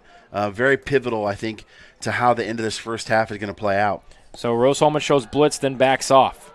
Weimer steps up under pressure. He's going to keep it himself. He is hit and taken down at the 30. That's a 41-yard line, So a pickup of 4. 3rd and 5 coming up here. I think with this win, Sean, you're looking at 4 down territory. I think you are. It looks like it's going to be 7 yards for the first down. And Riley Roberts is off the field for Rose-Hulman. Gosh, VJ Anthony's not out there, but they're going empty set for Hanover. So 5 wide here. Weimer, the only man alone in the backfield. Opple comes back into the backfield from the right side. One-on-one coverage to the right. That's Hunter Eads. He will look that way. Fires at the Eads. One-on-one comes back for it, and it is going to fall incomplete. He grabbed him by the face mask. There are flags everywhere, so we'll see if it's a pass interference call or hands to the face.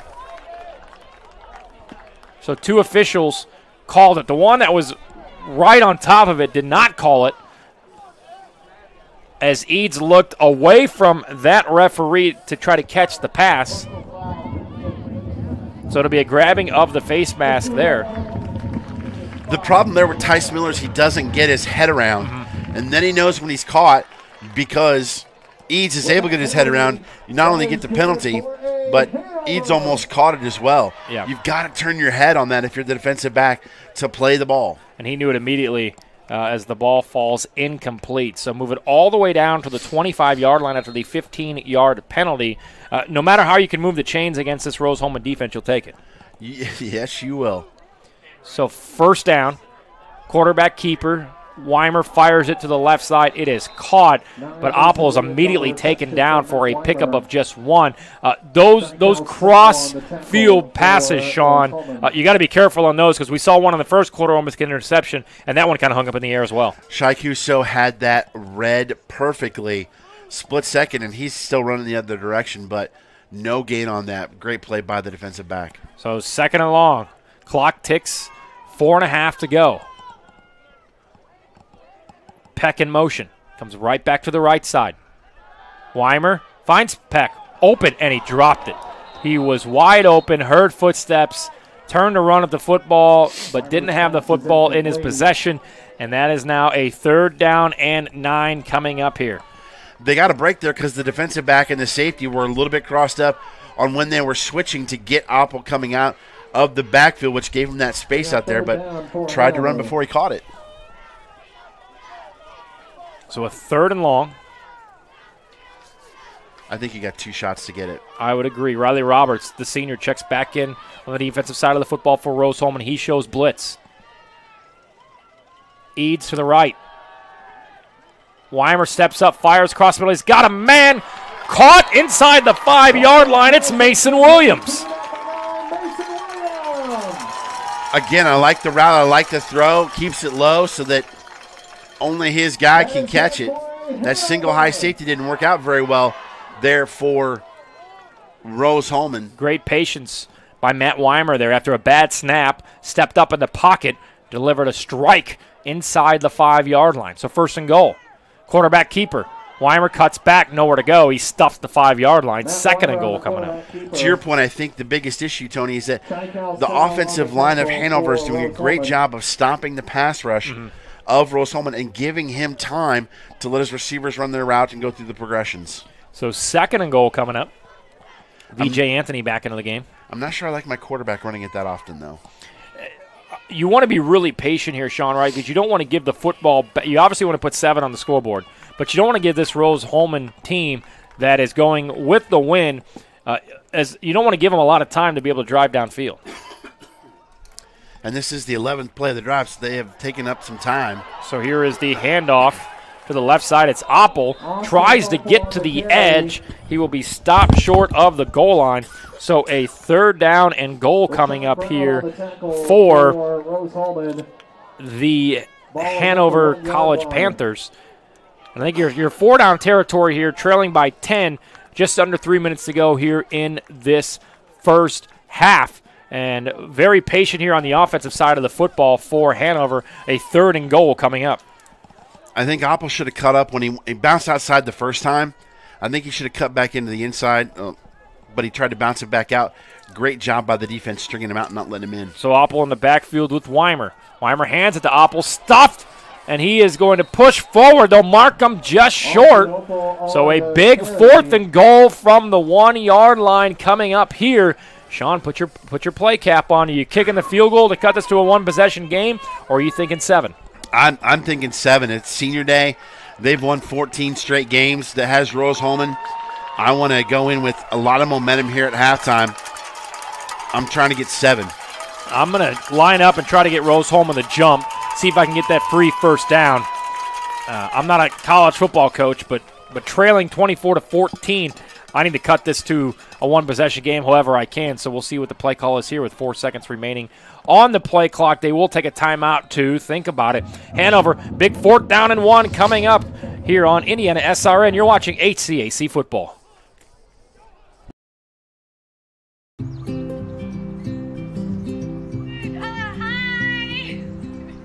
You're good at making big announcements.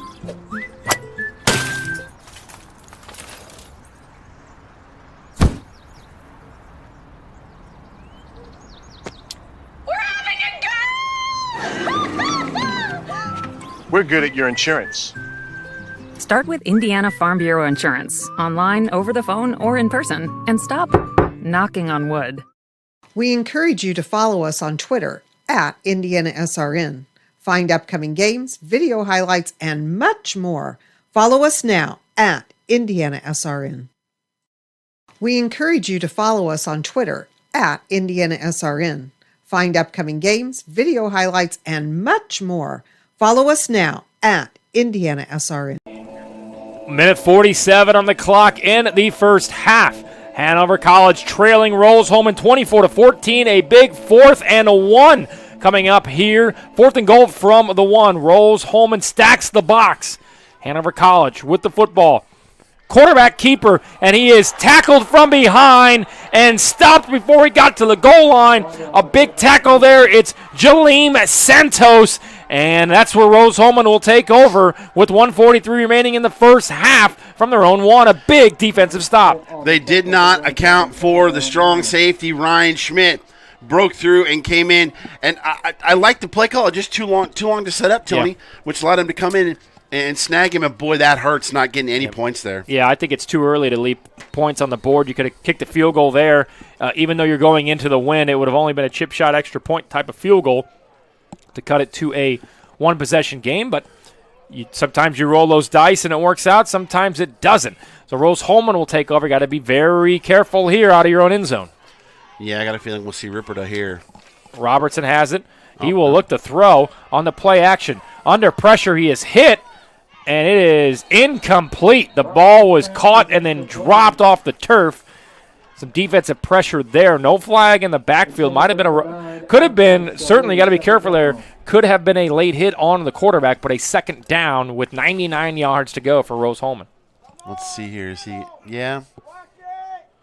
Pass was a little short. Mm-hmm. We'll see if they decide to just hand it off here to try to get some positive yardage with Ruperta. Man comes in motion. It'll be a handoff. Ruperta takes it in the end zone. He's tripped up, and he is stuffed backwards to the 1-yard line. So a 3rd down and 10 coming up here. Nash Murphy on the tackle. Nash Murphy with a great plays. We're going to get a timeout here.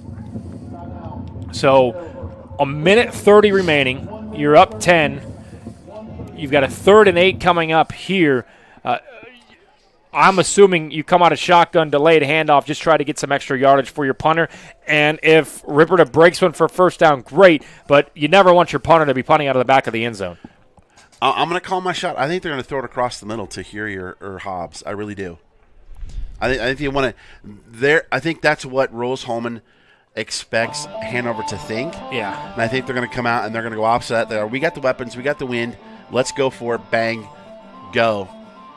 And I think they're gonna try and get down the field. So we haven't seen any rain. We were projected to get some rain. Some clouds are moving in, but as of right now, it's been pretty dry. Some sprinkles in warm-ups here at Hanover College, but as of right now, dry, windy, and about 62 degrees. So pretty comfortable day for these players, especially the big boys on the offense and defensive lines.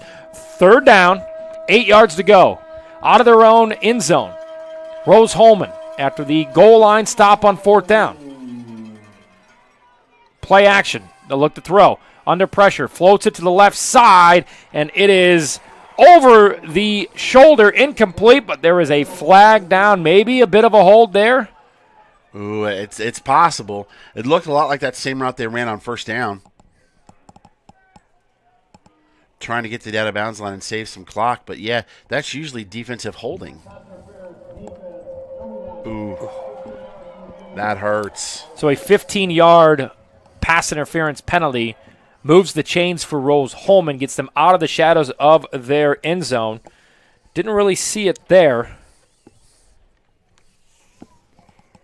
They got plenty of time to get down the field here as well. But nonetheless, Rose-Hulman gets a big break there on the penalty to set up a 1st and 10. They'll look to throw it here under pressure, tries to scramble out of it, fires it sidearm to the right side, and it is complete for a pickup of just 4. Here he came back for it. A nice sidewinder there by Robertson for the completion. 2nd down and 7 coming up. Clock ticking with a minute 10 remaining here in the 1st half. Fabulous job there of Robertson avoiding the pass rush. Out of shotgun, it'll be a handoff. Ruperta stopped before he can get to the 1st down marker. And that'll bring up a 3rd down and 4 with under a minute to play here in the 1st half. To me, it looks like Rose-Hulman just content to go into the 10-point lead at halftime. That's so surprising to me why they're not using a timeout. So 3rd down here. I'm surprised that either side didn't take a timeout. If you're Hanover, you're going, all right, well, they're going to have to punt it to us. Play action. Robertson, plenty of time, floats it, double coverage in the air. It is batted down and incomplete. A great defensive stop there and deflection. Ball falls incomplete. And it'll be a 4th down and long, which will force Rose-Hulman to punt it. You know, I love the offensive line giving Robertson opportunities to go through his progressions, but you still don't want to throw into double coverage. Yes, it's like a punt, but if your guy comes up with it, you got a great play. Maybe try something, run Hobbs Sherry down the field, run somebody dragging back along across the middle and get them for a 1st down. So 32 seconds to go. Showing blitz. On the punt, high snap, down. It is not blocked. Caught at the 40 to the left side. He's got some room, tries it to the right side. He's going to have to cut back to the 50. He is hit out of bounds at the 48-yard line. So 21 seconds and 1 timeout here, Sean, for Hanover. Put your coaching cap on here. You still got that 1 timeout, so you don't necessarily need the sidelines. You don't, but I think you want to save that early in this drive. I think the first couple of plays they're going to want to run it to the sideline. By the way, the White Hats showed that that ball was tipped. It was tipped, yeah. Yeah. So it was on that tipped punt. at the line of scrimmage. They already have a blocked punt on the afternoon. Pat Cherry, Insurance Agency, we suggest you contact his team for all of your insurance needs, family, car, business, and home. An insurance company to serve you. Contact them today, 317-894-7000. Weimer has it. Dumps it off. He's got Opper. Past the 40, and he gets out of bounds at the 42-yard line. So a pick of about 6 there, with 16.3 seconds remaining here in the first half. I don't mind the screenplay there at all. It's worked for you before, and you can get out of bounds. So they get out of bounds to conserve that timeout. Maybe a run here as the wide receivers come in. You've got one man on the slot. 4 wide receivers set. Eads. Looks to the right, fires it, and it is almost intercepted. The route was read well by Ryan Schmidt out of Texas. Almost an interception. Ball falls incomplete. 3rd down and 6. We want to thank Jack's Donuts. Jack's Donuts has great donuts made and served fresh every day, plus great tasting coffee. Stop by Jack's Donuts at 9105 East 56th Street or at Jack's in your neighborhood. Jack's Donuts, the official donut of IndianaSRN. Shout out to our buddy Lee Markham, the owner of Jack's Donuts. Perfect day for some coffee, that's for sure. Yeah. Gloomy November afternoon for football. To the right side, it is thrown, caught, complete. A great pitch and catch there as Eads goes up to get the Weimer throw, caught inside of the 20, the 19-yard line with 7.8 seconds remaining. That, again, shows you the advantage the receiver has when the ball is underthrown. They can come back and get the ball. Defender hasn't turned his head around yet, and that was able. Last time it was a face mask. This time it was a catch. So 7.8 seconds. 1st and 10 from the 20. Throw it to the end zone if you're going to throw it.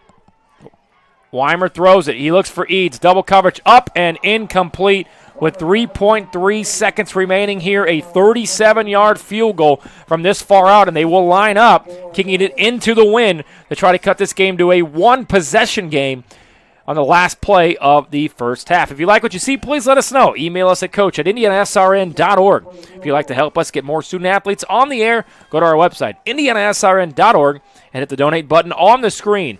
IndianaSRN, where you're always in the game. Tony Donahue, Sean Kroll. Low snap. Kick is up. Winding to the right, and it goes through. That's how the first half will end, with a 37-yard field goal.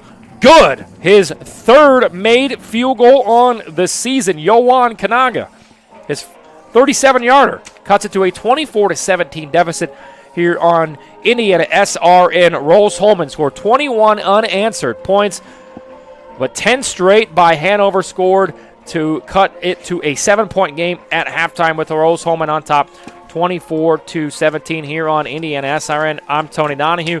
That's Sean Kroll. When we come back, we got a great halftime show ready for you. We'll look back at some of the stats as well and get you ready for the second half. You're watching HCAC football on IndianaSRN.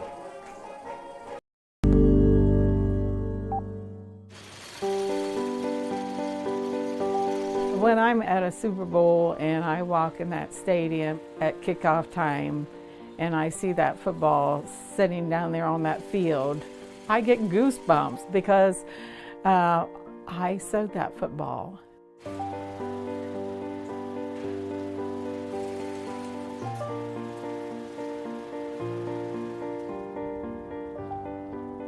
I am Jane Helser. I recently retired.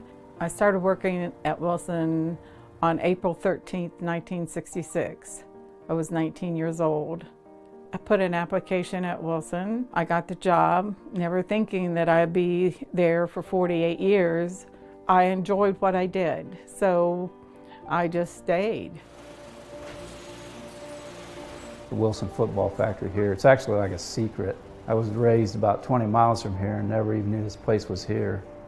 We make NFL footballs year-round. We manufactured the ball for every Super Bowl, and every point scored in the NFL since 1941 has been scored with a Wilson football.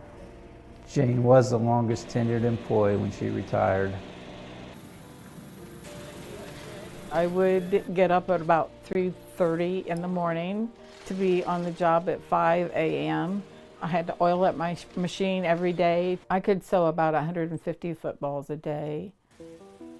A football is made from a big piece of leather. It's cut out like a cookie cutter, and that panel is split down to a certain size. They're stamped with a logo, and then there's a lining that's put on it to hold the shape of a ball. When I get the football, it's in 4 panels. There's the top 2 panels. Those 2 are sewed together, leaving the opening. Then I sew the bottom 2 panels together. After the lace holes are punched and the seam are pounded down, then I sew the full section together. The rule of thumb is you don't make a good football sewer until you run a needle through your finger. One time the needle just slid up underneath the foot, stuck in my finger. They put an ice pack on it, took me to the doctor, he cut it out, and I went back to work the rest of the afternoon. I'm tough. The turner gets the nice job of turning it right side out. Then it goes to the lacer, he or she, puts a bladder in it and then laces it. After it goes to the lacer, it's molded. Then the ball is ready to be inspected. Sewing the football together is probably the most important quality as far as manufacturing. The ball has to have perfect seams, the ends have to line up perfectly, and therefore I think sewing is probably the most critical job in manufacturing the ball. We do not want to change the product in its total, because the most important thing is the integrity of football. So our thing's consistency, make a consistent product that feels the same to the player every time they pick it up. There's a cold swing. I tell people that I've been to 9 Super Bowls, but I've never been to an Ohio State football game. I've been to Miami twice, Tampa twice, Arizona twice, soon to be the 3rd time, New Orleans and Indianapolis.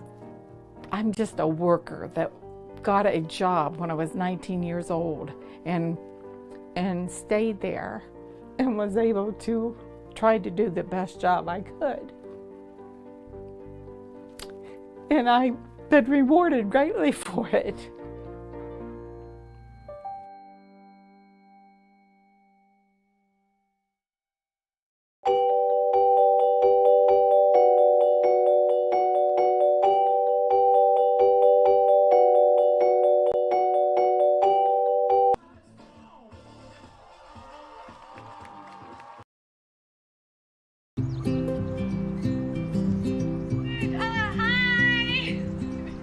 You're good at making big announcements.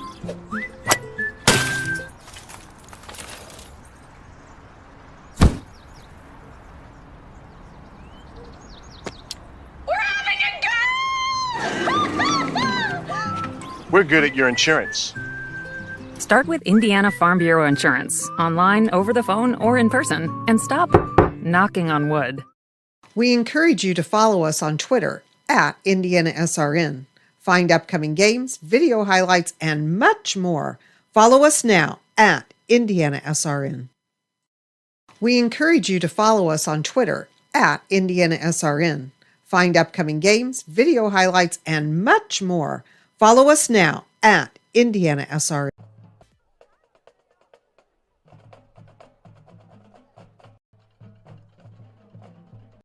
Myers, Vice President of IndianaSRN.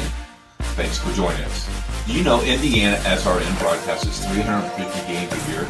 All sorts of sports? Yeah, we do. Hard to believe, isn't it? IndianaSRN loves to put student athletes first on our website. If you're a business out there, we probably could help you too. Contact us at coach@indianasrn.org.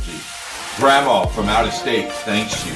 Mom and Dad who can't get to the game thanks you as well. In fact, our athletes watch the games over and over again. Our military has enjoyed the games as well. So sit back and enjoy the game. It's IndianaSRN.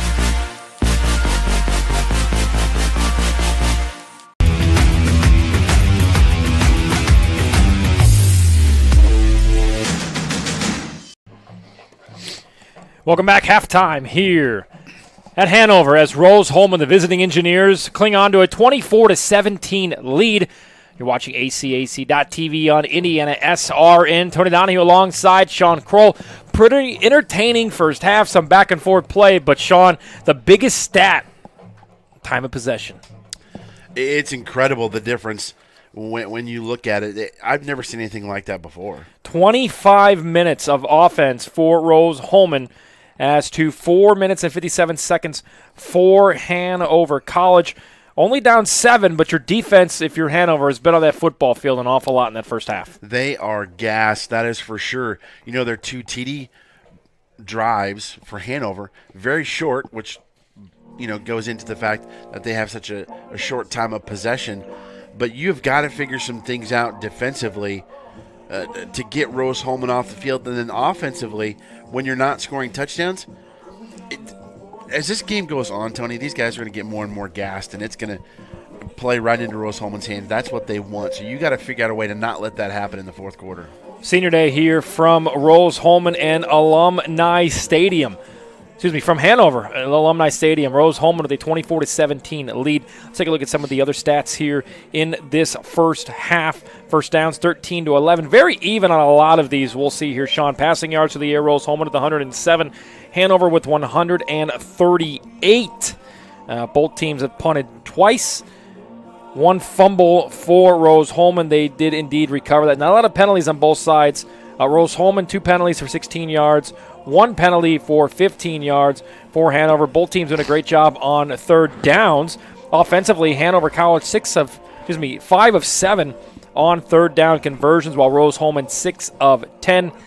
3 for 3 red zone scores for Rose-Hulman, 3 for 4. Remember that fourth down stop by the Rose-Hulman defense that got their offense back on the field. It was a 4th and goal stop on a quarterback run designed to the right side. Touchdowns so far, it was Matt Weimer on the 2-yard touchdown rush getting things going. Then back-to-back rushing touchdowns by Ruperta of 5 yards and 1 yard to give Rose-Hulman the 14-7 advantage. Then Hobbs on that 29-yard touchdown catch to make it 21-7. A nice answer by Matt Weimer again. He had a 1-yard rush for a touchdown. That was an 8-play, 75-yard drive.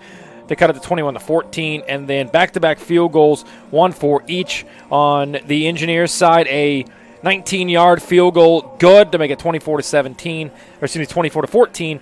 And then right as time expired in the first half, Hanover College with a 37-yard field goal through the uprights to make it 24-17.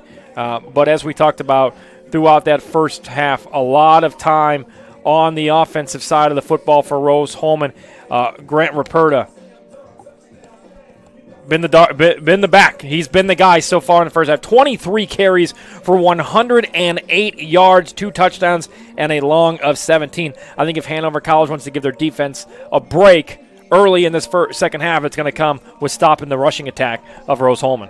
It is, and you don't often see Ruperta getting 23 carries in an entire football game, let alone the first half, and that's another reason, too, why Rose-Hulman dominated in time of possession, because not only did he run the ball a lot, they moved the chains, kept the clock going. So that's interesting for them. We do have a final in women's soccer held here at Hanover. Rose-Hulman defeated Hanover 1-0 on a goal from Kyra Hicks. Hicks was the tournament MVP.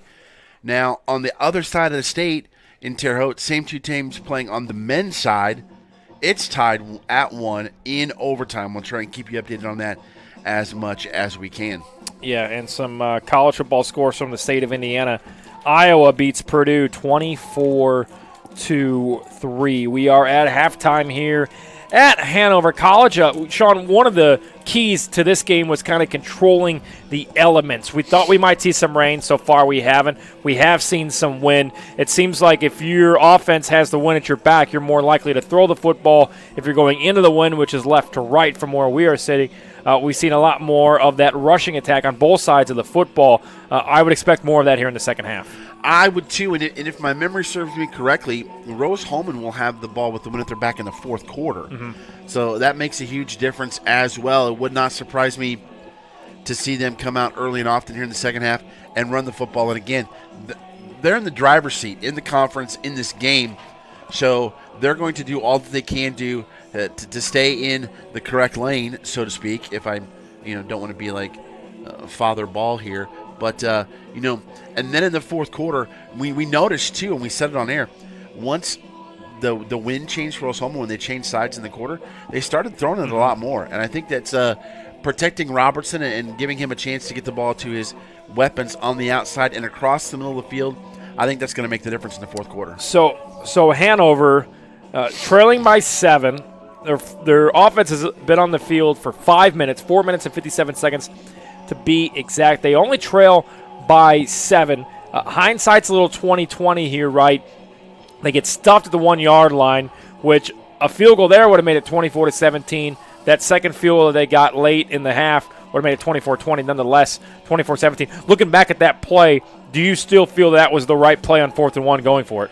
I do, because I don't think you're in position to get that last field goal if you kicked the field goal the first time, because the kickoff would have went deep and then it had longer to go in field position and things like that. So I like the chance by Coach Theobald. Let's just take a shot at it.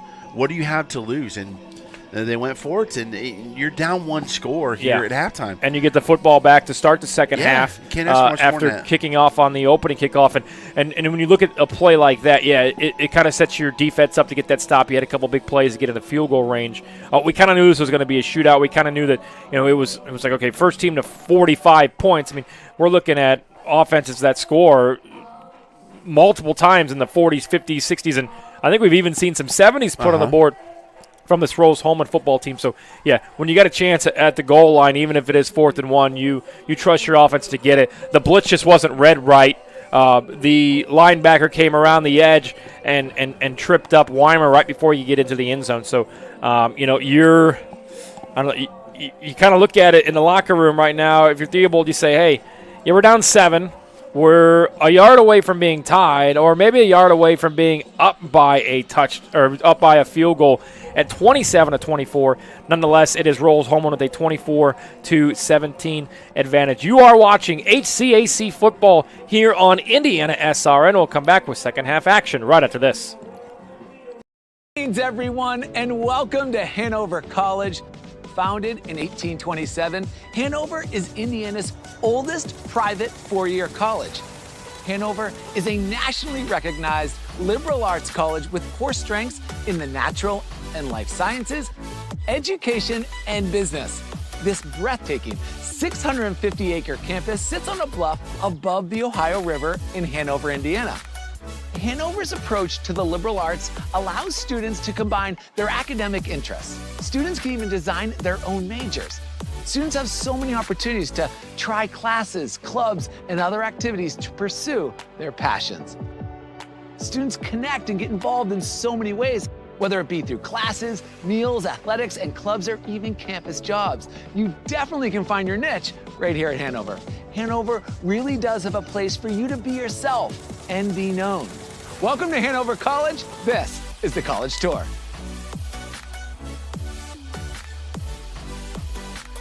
Now it's just up to you to go visit the campus. Go Panthers.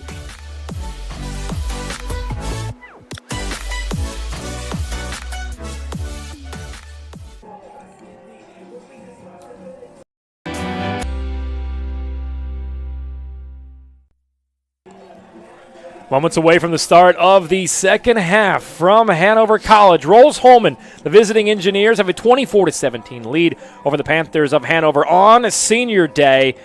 Tony Donahue alongside Sean Kroll, IndianaSRN HCAC football. We talked about the time of possession, Sean, in that first half. The importance of this first drive here for Hanover College with the football, stay in a rhythm and go on a nice drive that, for them, ultimately they would hope to end in 7 points. They've done a fantastic job, using Austin Oppel as best they can as a runner, as well as out of the backfield for the passing. Hunter Eads has been a weapon for them as well, especially on those sideline patterns where he's been able to go for the back shoulder throw or throw it short, and he reacts back to the football, which has gotten them big chunks of yardage. So it would not surprise me to see them stick with that game plan and see what they go with. But something surprising here as we look. 5 minutes to go in the third quarter. Franklin ties it up with Mount St. Joseph, 13 apiece. That's a huge game. These guys, I know they don't hear this stuff, but man, if they heard that, holy smoke, it would be crazy out there. Because you don't think they do? I don't know, unless somebody's feeding it to them. But Mount St. Joseph's ranked 22nd undefeated on the year. So, this game is huge compared to that game. That's a Mount St. Joseph's team that was down in the fourth quarter here 2 weeks ago today. Yeah. It took 21 unanswered points for Mount St. Joseph's to mount that comeback over Hanover College for the victory. So we'll keep an eye. We'll keep you posted on that game. The soccer game that's going on about 500 yards to our north here on campus at Hanover College between Hanover and Rose-Hulman as well. The ensuing kickoff here to start the second half. Hanover won the coin toss, elected to defer. And in the second half, it'll be fielded at the 10-yard line to the 20 and hit immediately. Tries to shake out of it, and he will be drugged down at the 21-yard line. So the short kickoff going into the win, and Hanover College will take over, start this drive from the 21. Yeah, Matt Weimer's played a really good game. We saw him the first game of the year against Center. He threw a ton of touchdowns, but he also threw a ton of picks. And then you guys had him a couple weeks ago here, and you can see how more well-prepared he is. I'm not saying he wasn't prepared, but how well he's mastered the offense here this is senior year. So here is the handoff to Oppel. Shifty in the backfield. Lowers the shoulder for a pickup of 3. Matt Weimer has the 2 touchdowns on the board for Hanover, both on the ground. It was a 2-yard touchdown run to get things started early in that first quarter. Remember, after the block punt, gave Hanover great field position at around the 25-yard line, and then he ran it in late into the second quarter as well from 1 yard out to cut that deficit to 21-14. Second down and 8. He is out of the shotgun. Man goes in motion. It'll be a look to the left, throws it across, caught, and immediately hit. We'll see where they mark it. It's very close to the line to gain for a first down. Forward progress marks him forward. So Roadbush with the completion, smacked hard in the back, but he was past the sticks. First down for Hanover. Rodebush took a lick. So Rodebush with his second catch of the afternoon. I believe his younger brother is playing on the New Palestine High School football team right now. It's his 33rd catch of the season. Comes back for it there. And it's a first down and 10 nonetheless. I think whoever wins the line of scrimmage this half is going to win the football game. B.J. Anthony on the slot. He's open. Can't find him. They float one deep. And a dangerous throw there intended for Mason Williams falls harmlessly incomplete for a second down and 10. But those balls are floating with the wind at your back. I don't like that pass, and I definitely don't like it when you're throwing it against your body. Mm-hmm. If you can't square up your shoulders, that ball's going to go nowhere. He's lucky it kind of fell between both receivers that had defenders on them really closely. Those ones where you're your coach and you're like, oh, please, no, don't do that again. So opening possession of the second half here for Hanover College. Faces a second down and 10. Here's the snap, the handoff, shifty. Oppel breaks it. He's at the 40 to the 45, and he is upended at the 46-yard line, but not before he gets enough for a first down. We've talked about it all day, Tony. These guys come towards the line of scrimmage, and there is a distinct hole that they're set to go through, but you watch him and think he goes left, and he cuts back right. Their vision and their ability to put their foot in the ground and cut and go where the open spaces are has really made a difference in this running game. So a crafty run there by Oppel, enough for the second first down of the opening drive of the second half for Hanover. Here is the handoff in the backfield. That is the backup running back for Hanover, pickup of about 3 yards there. So Elijah Irvine, the senior running back out of Louisville, gets it to right around midfield to mark it at the 49-yard line. Second down and 8 after a pickup of about a long 2.5 yards there. Peter Cross, their leading tackler coming into this game, made the stop. Shotgun formation. Weimer looks to throw, and he is under pressure. He'll simply spike it into the ground, incomplete. So a third down and 8 coming up here. This opening drive for Hanover has resulted in 2 first downs, but Rose-Hulman's defense looking to get off the field here with a third down stop.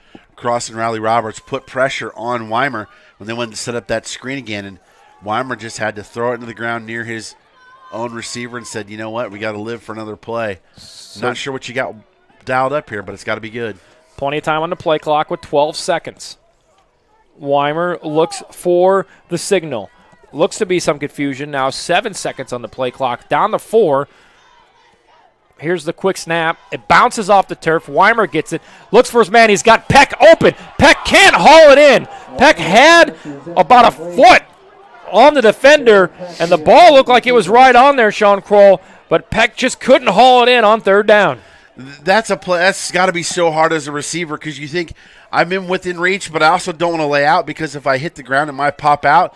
And, that was so close to being a huge play in this football game. I mean, maybe slightly thrown behind him, but nonetheless, the drive stalls out at the 49-yard line. Into punt is Hanover. Snap. The boot is up. It's a good one. It'll bounce at the 5, but it'll bounce into the end zone.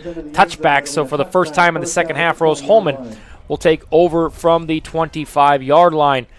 You want to have a pitch and catch like that back if you're Matt Weimer. You do. You don't put as much air under it as you had before because remember the wind was with them on that possession. So maybe you cut a little bit tighter under the wind and your guy can get it. And if that's the case, maybe since he's behind the defender, he just goes straight in the end zone. So Rose-Hulman going left to right, which means they are going into the wind. And Sean, in the first half of it, we saw a heavy dose of the run game. That's what we'll see here on first down as there was a handoff in the backfield. Ruperta tries to get a little bit more out of the backfield, picks up about 2 there, but he is a big, strong back, low to the ground, can keep those legs churning. He turns a 2-yard loss there into a 2-yard gain. Yeah, you said it perfectly. He got hit behind the line of scrimmage, but keeping those legs going and fighting for yardage, he gained positive yardage. So a 2nd and 8 pass here is caught at the 25-yard line. They'll mark him right there at the 26-yard line. So Grisak with the catch there to bring up a 3rd down and short. And now you've got options. Because it's 3rd and short, you've got different things you can do here.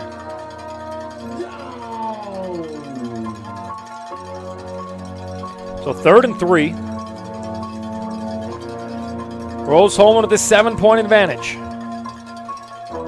In motion goes Grisak. Here's the snap, handoff for Ruperta. Lowers his shoulder, gets to about the 32-yard line, and that'll move the chains. I mean, just put Grisak in motion right behind the lineman. You got 2 waves. Those guys get through it. Ruperta finds his way through. First down. Ruperta's been doing this all afternoon, moving those chains with the football. I'll get it here on first and 10. No, it's a fake. Quarterback keeper to the 35-yard line. So Robertson, the HCAC Defending Player of the Week, keeps the football. Pick up about 5. So 2nd and 5 coming up. Keep them on their toes. Make them understand, yes, I'm handing this ball off, but at any time, I can keep myself and get around the end. Yeah, and really, we talked about 25 minutes of time of possession for the offense for Hanover. Hanover's defense was on the field for 25 minutes. It's a grind it out, it seems, here. And Rose-Hulman doing a great job of grinding away on this defensive push for Hanover. Ruperta gets it again, and that's enough for a first down. So his 2nd first down via the run here on this drive. You might see in some higher levels coaches that are so ego-driven that they want to win the way they want to do it. But that's what I love about Coach Sokol and these coaches down here. It's like, you know what? As long as we get the W, none of that matters. If we have to run 60 times, that's what we're going to do. So man comes in motion on the jet sweep. That's Huey. Huey gets it, gets the edge for a pickup of about 3. So a 2nd and 7 coming up here. Rose-Hulman on another methodical drive, doing it via the rush here. Just 1 pass attempt on this drive so far. That's kind of been really their mode of operation this entire game. And maybe it's not what they had planned coming in, but a great job adjusting to the elements and calling it accordingly. And they're going to look to take a shot here soon because of the gassing of that defense. Yeah, going into the wind. The wind has died down since we were out there on the pregame show as well. It is still windy, and Rose-Hulman going in that direction. A look to throw here across the middle. Ruperta gets it. Complete to number 6. if the pressure isn't in Robertson's face, he can make a better throw there and maybe get more yardage. But still, you'll take it. It's a first down, move the chains. Yeah, Ruperta with his third first down on this drive here. Man in motion, and he's not picked up in the backfield, wide open, and gets it in the plus territory. So for the first time in the first couple minutes here of the third quarter, Rose-Hulman finds himself in plus territory. Ball on the 47-yard line. Robertson, handoff to Ruperta. Tell me if you've heard that one before. He gets it in the backfield.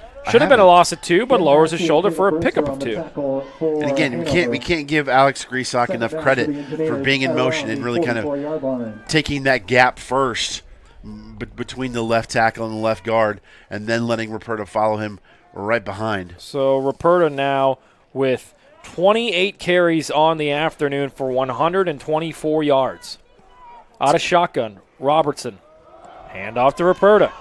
He's up the middle, makes one man miss, plenty of leg into the 20-yard line, into the red zone, and just like that, Rose-Hulman threatening again.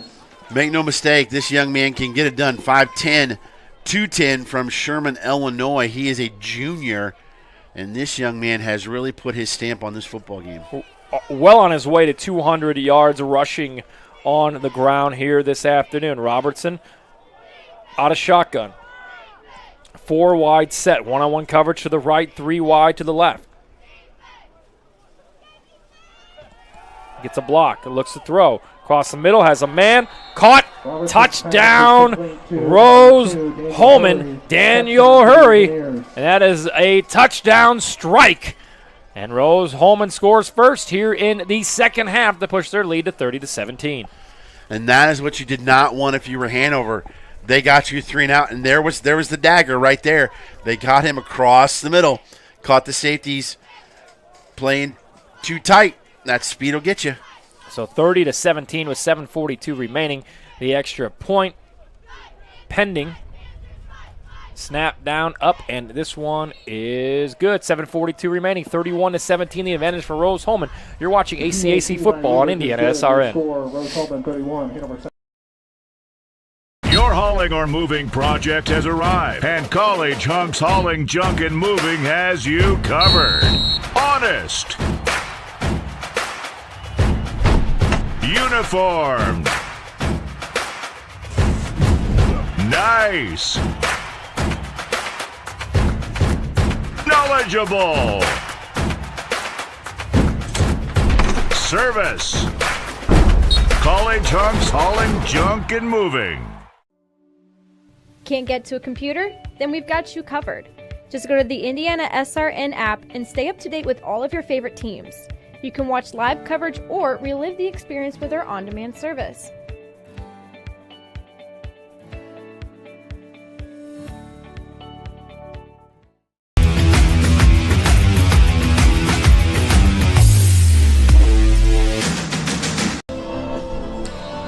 Rose-Hulman early in this first half strikes first on their opening drive for a touchdown that pushed this lead to 31-17 for the Engineers. And Sean, you called it perfectly. The run set up that pass for the touchdown on second down. Right, that's exactly the formula you do. You run like you said. But then when you fake hand off it to Ruperta, the linebackers and safeties have to play up close to defend the run. Here he gets behind him. Boom, touchdown. Kickoff fielded on the run at the 15, past the 20. Tries to cut back, makes one man miss. He's past the 30, spins forward to the 35-yard line. So some good field position coming up here for the second drive of the second half for Hanover College. Update from soccer. They're in penalty kicks. After the third kick, it is still tied, and Mount St. Joseph scored in the fourth to take the lead on Hanover 20-13. Industrial Sales Associates has been an electromechanical component manufacturer's representative for Illinois, Indiana, Kentucky, Ohio, Michigan, and Eastern Tennessee for years. Good luck to all the teams during this sports season. For more information about us, please contact Rich at 317-546-1900. First and 10. Throw to the right. Caught. Eats. Push out of bounds at the 41-yard line. Sorry, Rodebush with the completion there. Pushed out of bounds for a pickup of 5. Just a quick hitter because they want to take advantage of the win, what time they have left with it. 7:22 on the clock. 31-17. Rose-Hulman with the lead. looking to push their record to 6-0 in HCAC play. Ooh. Quarterback keeper, Weimer to the 40, and he's hit immediately. Mark him at the 41. So just like that, a 3rd down and 4 coming up on this possession for Hanover. A design quarterback draw there, but, just great ability by Rose-Hulman to close out. Tyler Smith, I believe that was, did that for Rose-Hulman for a short gain, but you're still okay if you are Hanover here, 3rd and short. So tight formation here. Weimer sends Williams in motion. He'll look for Williams. Now he'll look to his second read to the left. Now scrambling. Nowhere to go. Tries to cut it back. He will fire a dart back to the 50, and it is hauled in and caught.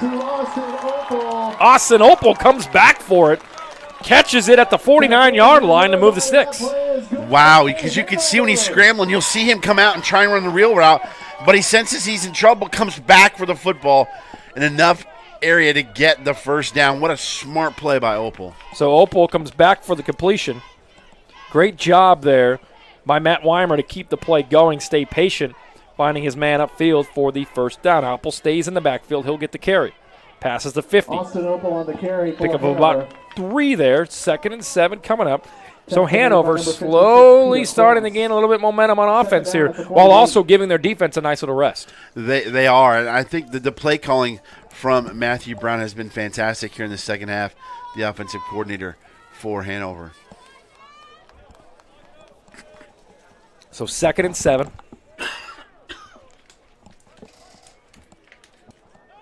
Patience here on the offensive side for Hanover. Weimer has it. 5 wide set. Steps up. Scrambles out. Under pressure. On the run. Tries to dump off to the running back, but falls incomplete, and we have a penalty marker. It's out here on the edge. That could be an interesting call. I don't know how Weimer didn't get sacked on that play. Weimer's been doing a great job with his feet to stay out of trouble and to avoid those sacks. I'm not sure we've seen his sack on either side today. I'm not sure we have either. But the head official's talking to Coach Sokol on the Rose-Hulman sideline. So we'll wait the call here.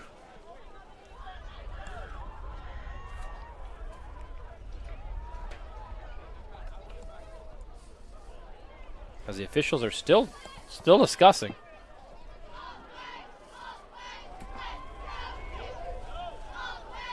I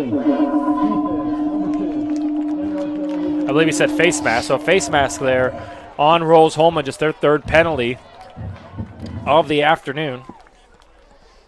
Looked like it was on the wide receiver. Roudabush here on the outside. So 1st down. Oh, no, it was on the defense? Yeah, it was on the defense. That's Tice Miller then. Yep, it's their 3rd penalty against Rose-Hulman. And that's 2 on Miller because he got one in the first half on the other end on that play to Eads. 5:14 to go in the 3rd. Bunch set in the backfield. It's VJ Anthony, the tight end. Quick screen pass. Opel catches it. Anthony, big block. Good enough for a 1st down, a pickup of 14. Opel gets the screen, pushes forward to 14. Credit your boy VJ Anthony with a huge block upfield. The screen game to Opel has been working fantastically today. Coming into today, he only had 22 receptions, but 14.2 yards per catch. And it's working out well for them today. I'm waving at the mascot. Doesn't it look like he's looking up here at us? Oh, yeah, he does. So 1st and 10. Handoff. Opel again. Hit right at the line of scrimmage. Will be pushed back. So set up a 2nd down and about 3. They'll give him some forward progress to the 20-yard line. Kaiser Bowen on the tackle. Early in this 3rd quarter here, well, actually halfway through the 3rd quarter, Sean, I think you're thinking 4 down territory. You can no longer, in this game, trailing by 14, settle for 3. You cannot, no. And this play is important when you've got 2nd down and semi-distance. You want to get some yardage here. Anthony on the wheel route. Weimer scrambling, doing a great job all afternoon of keeping the play going. Floats it out of bounds. wisely throws it away to live to see another down. It'll be a 3rd and 7 coming up here. What maybe isn't talked about on Matt Weimer is his ability to keep a play going, but the smart decision there to throw it out of bounds. It is, and we mentioned it earlier in this half. The line of scrimmage is going to be vital today. This last few plays, Rose-Hulman's gotten great pressure on Weimer. Weimer somehow wiggled out of it, but you never know when he's going to get snagged by it. Up. 4 wide set. Some pointing going on. I believe the D jumped first. We'll see what the officials call here.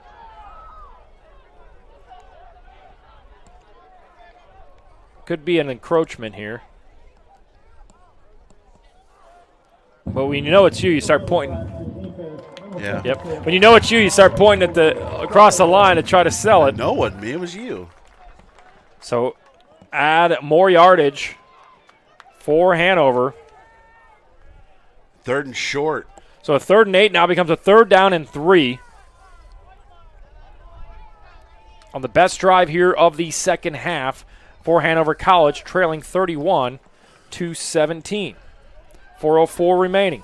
Clock runs.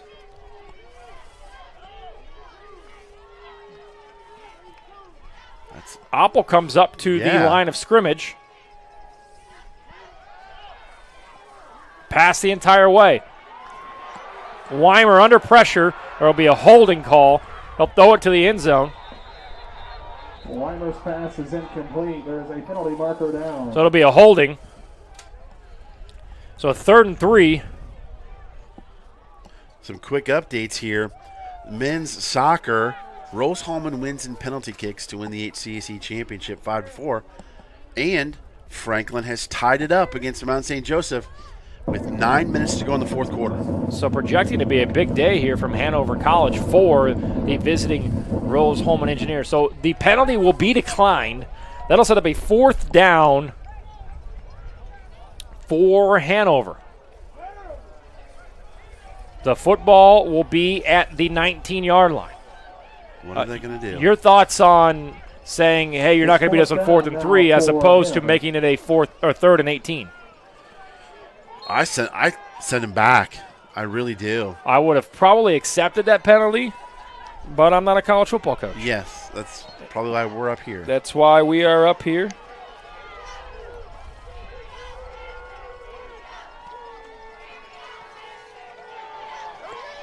Here's the throw deep to the end zone, wide open off the fingertips of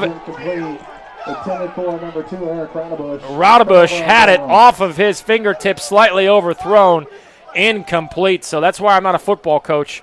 We could stop him once. Let's not give him 2 chances to get 18 yards. Incomplete on the 4th down throw, and Rose-Hulman will take over from their own 15-yard line. And there's some frustration when players are coming off the field with their palms up, like things got crossed up, and Raudebusch got turned around, and the ball was in another place, and ooh, that's rough. Feel like treating someone special to a delicious meal from Aspen Creek Grill? Next time you come in for dinner, buy some gift cards to share with friends. Aspen Creek Grill has great food. Be sure to try our Powwow Shrimp. Aspen Creek is located in Noblesville. Powwow Shrimp is good. Can't go wrong with that. Williamson and Ben Massey on the tackle for Hanover. They'll bring up 2nd down. I don't eat seafood, though. Oh, see, I kind of felt that was That's all something right. about you. I grew up off Lake Michigan. I'm not trying to eat anything.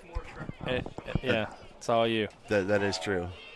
So 2nd and 4 run here is enough for the 1st down. So move the chains again with just under 3 minutes remaining here into the 3rd quarter. And I think, Sean, if you're Rose-Hulman here, you're going, all right, we've got 80 yards to get to the end zone. Let's run, and waste as much clock as we can and try to push this to a 21-point deficit. But they're also talented enough where their passing game can be like the running game with these short hitters. So here's another patient run. Up the middle. Won't be enough for a 1st down, but on the 1st down. Brody Luker on the tackle for Perta gets it for 3 yards. It'll bring up 2nd down. Brody Luker from New Palestine, Indiana on the tackle. New Val. Headed to a regional championship game.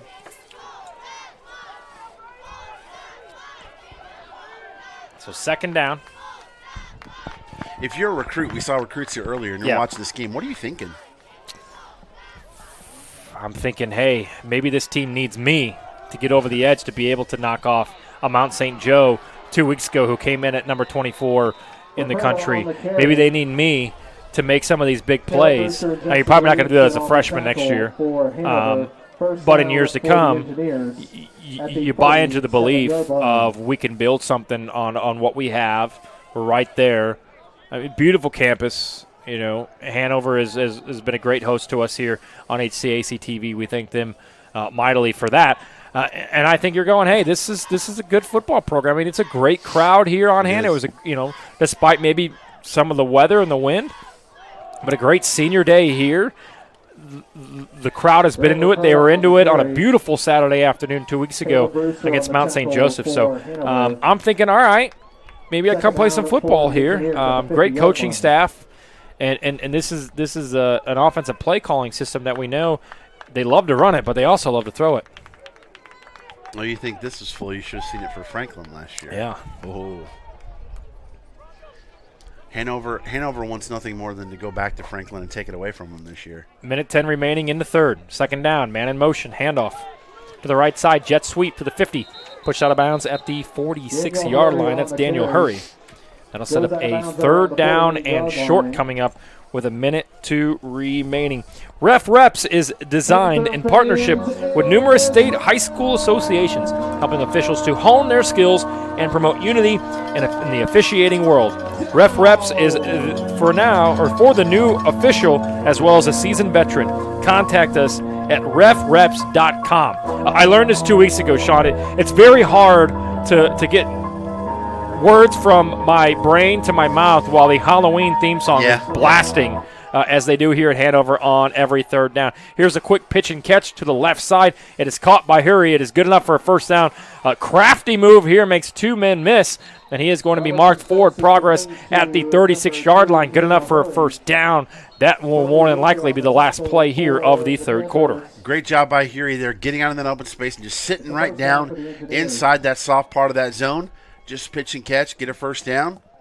And by the way, Mount St. Joseph has taken the lead again on Franklin, 27-20. Cornell Beecham Jr., if you have not seen him play, that young man is something else. He was here 2 weeks ago on this same turf, picking up plenty of yards. Into the third quarter here, Rose-Hulman with the only score of the third quarter. They push their advantage to 31-17. You're watching HCAC football on IndianaSRN.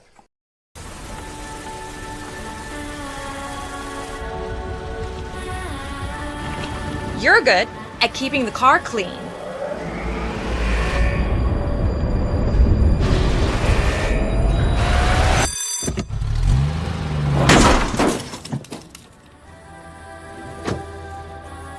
We're good at your insurance. Start with Indiana Farm Bureau Insurance, online, over the phone, or in person, and stop knocking on wood. So I stopped in at Chick-fil-A for lunch and saw Officer Wilson come in. I decided to place a dine-in mobile order and have a cookie delivered to him just to show appreciation for his service for our community. A few minutes later, I noticed that Officer Wilson had gotten up and left, and I knew he hadn't gotten his cookie yet. I'm headed to my car. I turn around and I see Allie, and she's running after me. Mr. Police Officer, Mr. Police Officer. Usually when someone yells officer, officer, they want to ask me about a ticket they got. I absolutely wanted the cookie. This cookie is delicious. Start of the fourth quarter here on IndianaSRN HCAC football. Action. Rose-Hulman with the football and a 14-point advantage, 31-17. I'm Tony Donahue alongside Sean Kroll from Hanover College. One score there in the third quarter. It was for Rose-Hulman. But if Hanover College has any hope in this game to come back from down 14, it's going to start with a big defensive stop here. It is. They need those big boys up front, Santos and Hardiman and those guys, to really fill those holes, let the linebackers come in and force Rose-Hulman into third and long. So patience here. 2nd and 6. Hand off again to the left side. Grant Raperta. Raperta on the carry. Ben Massey on the tackle for Hanover. That'll bring up a third down at the 28-yard line for Rose-Hulman. So third down coming up. Are you thinking 4-down territory here, Sean? I mean, we're looking at a probably 46-yard field goal with the wind behind you. No. I don't think you risk that here. Roll out pass to the right. up for grabs, and it is incomplete. But we are going to have a pass interference call, and that'll set up a first down for Rose-Hulman. So you get the stop you needed, but a penalty flag late on the pass interference call. You see the replay there. And I think that's why you run that play. Yeah. I'm not saying you're looking for a cheap yardage there, but nonetheless, you're looking for some yardage.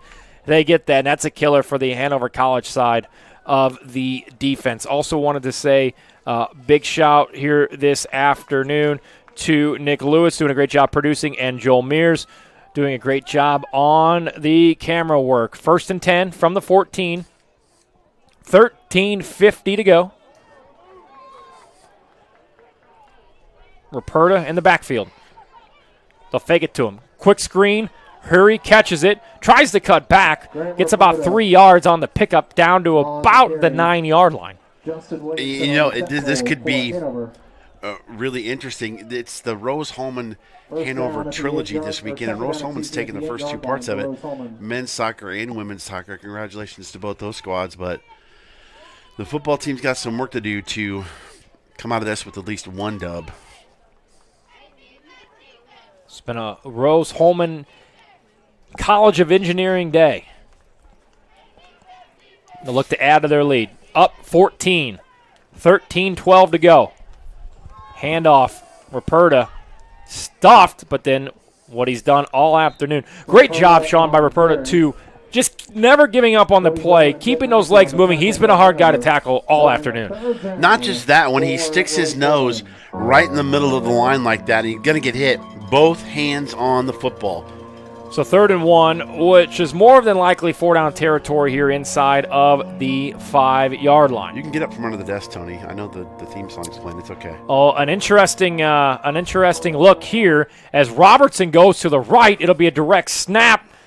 Good enough for a first down, not quite enough for the end zone, but an interesting lineup there as Robertson goes as a wide receiver,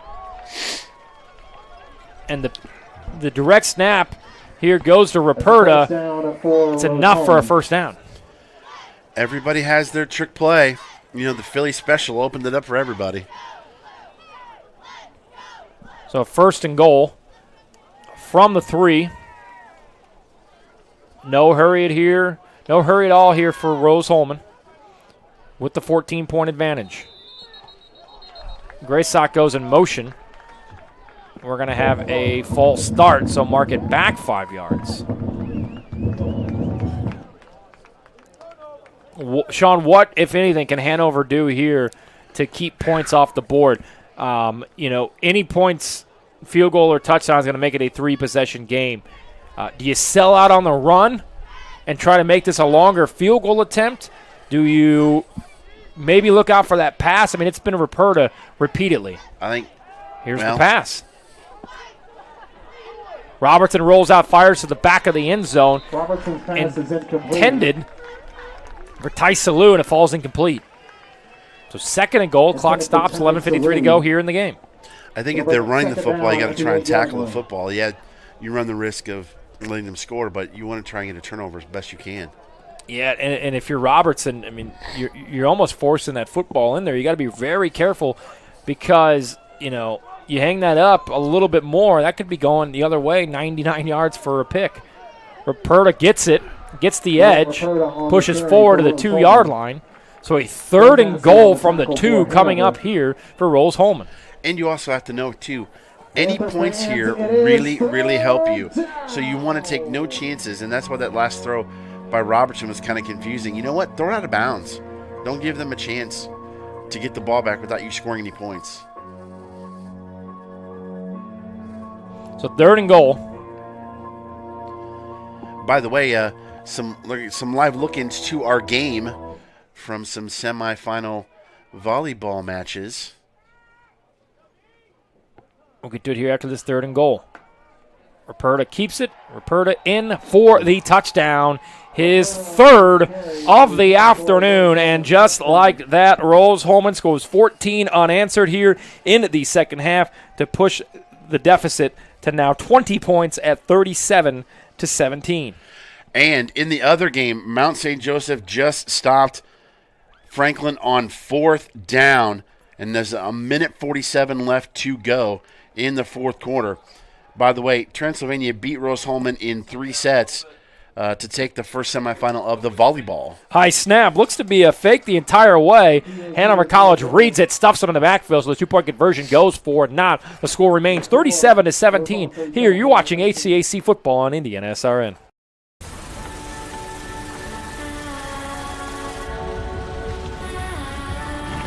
You're good at keeping the car clean.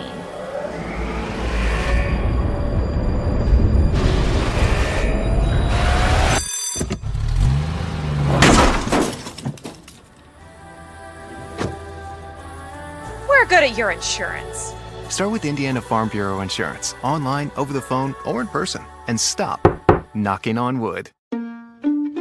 So I stopped in at Chick-fil-A for lunch and saw Officer Wilson come in. I decided to place a dine-in mobile order and have a cookie delivered to him just to show appreciation for his service for our community. A few minutes later, I noticed that Officer Wilson had gotten up and left, and I knew he hadn't gotten his cookie yet. And I'm headed to my car. I turn around and I see Allie, and she's running after me. Mr. Police Officer, Mr. Police Officer.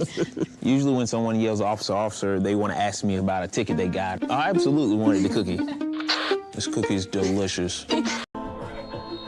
We're back here from Hanover College, where Rose-Hulman has scored 13 unanswered here in the second half to push their lead to 20, 37-17. Tony down here alongside Sean Kroll. 11:06 remaining in the fourth quarter.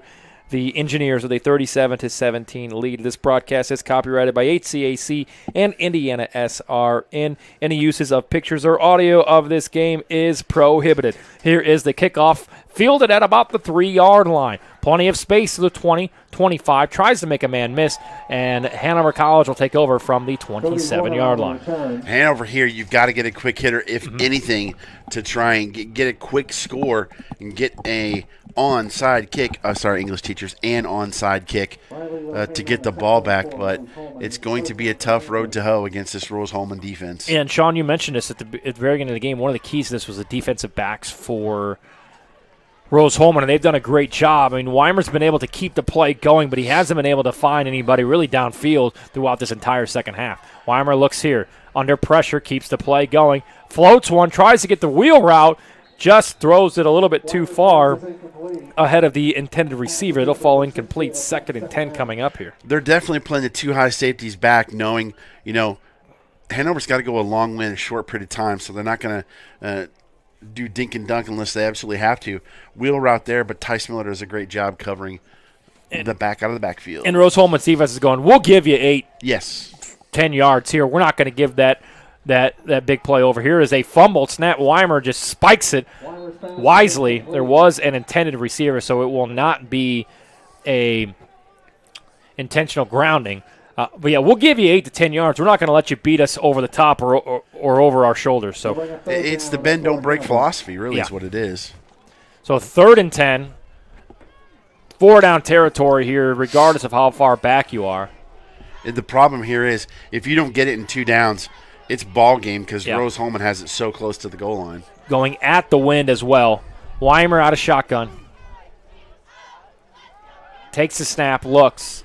Under pressure. Tries to spin out of it, does. Gets a block. Looks downfield. Fires it. Has a man. It's going to fall incomplete. He had Oppel kind of running free, but in the opposite direction of where he scrambled from. So 4th and 10, they will go ahead and elect to punt it here. And you can see why, Tice Miller on that coverage, while he was first team Division III All-Region 4 in 2021, good defensive back. He had that one play with the interference, but he has been all over the football field this afternoon. And it's been the pressure of Rose-Hulman defensively that's caused problems. So just a second punt for Hanover. It's a good one. It'll bounce at the 40. Take a Hanover College bounce to about the 36-yard line, and that's where it'll be fielded. Down at the 37-yard line. Weimer hasn't had time to throw in the second half, and that's caused issue. He's been on the run. He's been scrambling. He really has been, and it's tough to sustain any kind of offense when you're, trying not to get planted 6 feet under the turf here.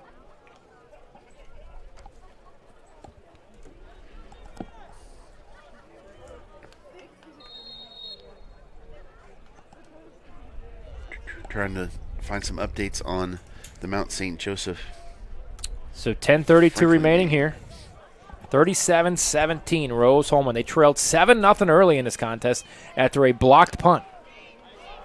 Quarterback keeper gets past the line of scrimmage for a pickup of 1. Ben Massey on the tackle for Hanover. You know, I understand the play call. I still don't like my quarterback taking a hit when I'm up 20 points in the fourth quarter. Again, I'm not a coach, but my goodness, Miguel, you know what? Hand it off. You know, and I hate to be this guy, but I will. At what point up 20, Hanover has proven this half they haven't been able to move the ball much. At what point do you get some guys in there to get some reps and keep your team well rested for next week, knowing this game is pretty much in hand, knowing next week is more than likely for the conference? Well, you can see that when we looked at their first half scores and second half scores by quarter. I think that's what's happened a lot up to this point of the year, and I think they just now get to the point where they feel comfortable in considering that. Yeah. So 13-0 the score here in the second half. Rose-Hulman led 24-17 at halftime after Hanover put a field goal through as time expired to go into the locker room, only trailing by 7. It's third down for Rose-Hulman. Mount St. Joseph defeats Franklin to go 9-0. 27-20, setting up a potential showdown between Rose-Hulman and Mount St. Joseph next week in Cincinnati. Out of shotgun. They're going to throw it. Man deep. It is caught at the 20-yard line. 10-5. Touchdown, Daniel Heary. His 10th of the year, his second of the night, and that is a dagger as the Engineers on a 63-yard touchdown strike push their lead to 43-17. You had absolutely right, dagger, and Hury again getting the separation behind the defense. Great ball by Robertson, and boy, next week is going to be a doozy right here on HCAC.TV for the conference championship. Rose-Hulman at Mount St. Joseph, 1:30. So here's the extra point to make this a 44-17 ball game. It is up and good. Rose-Hulman scores again. 44-17, HCAC football on IndianaSRN. 44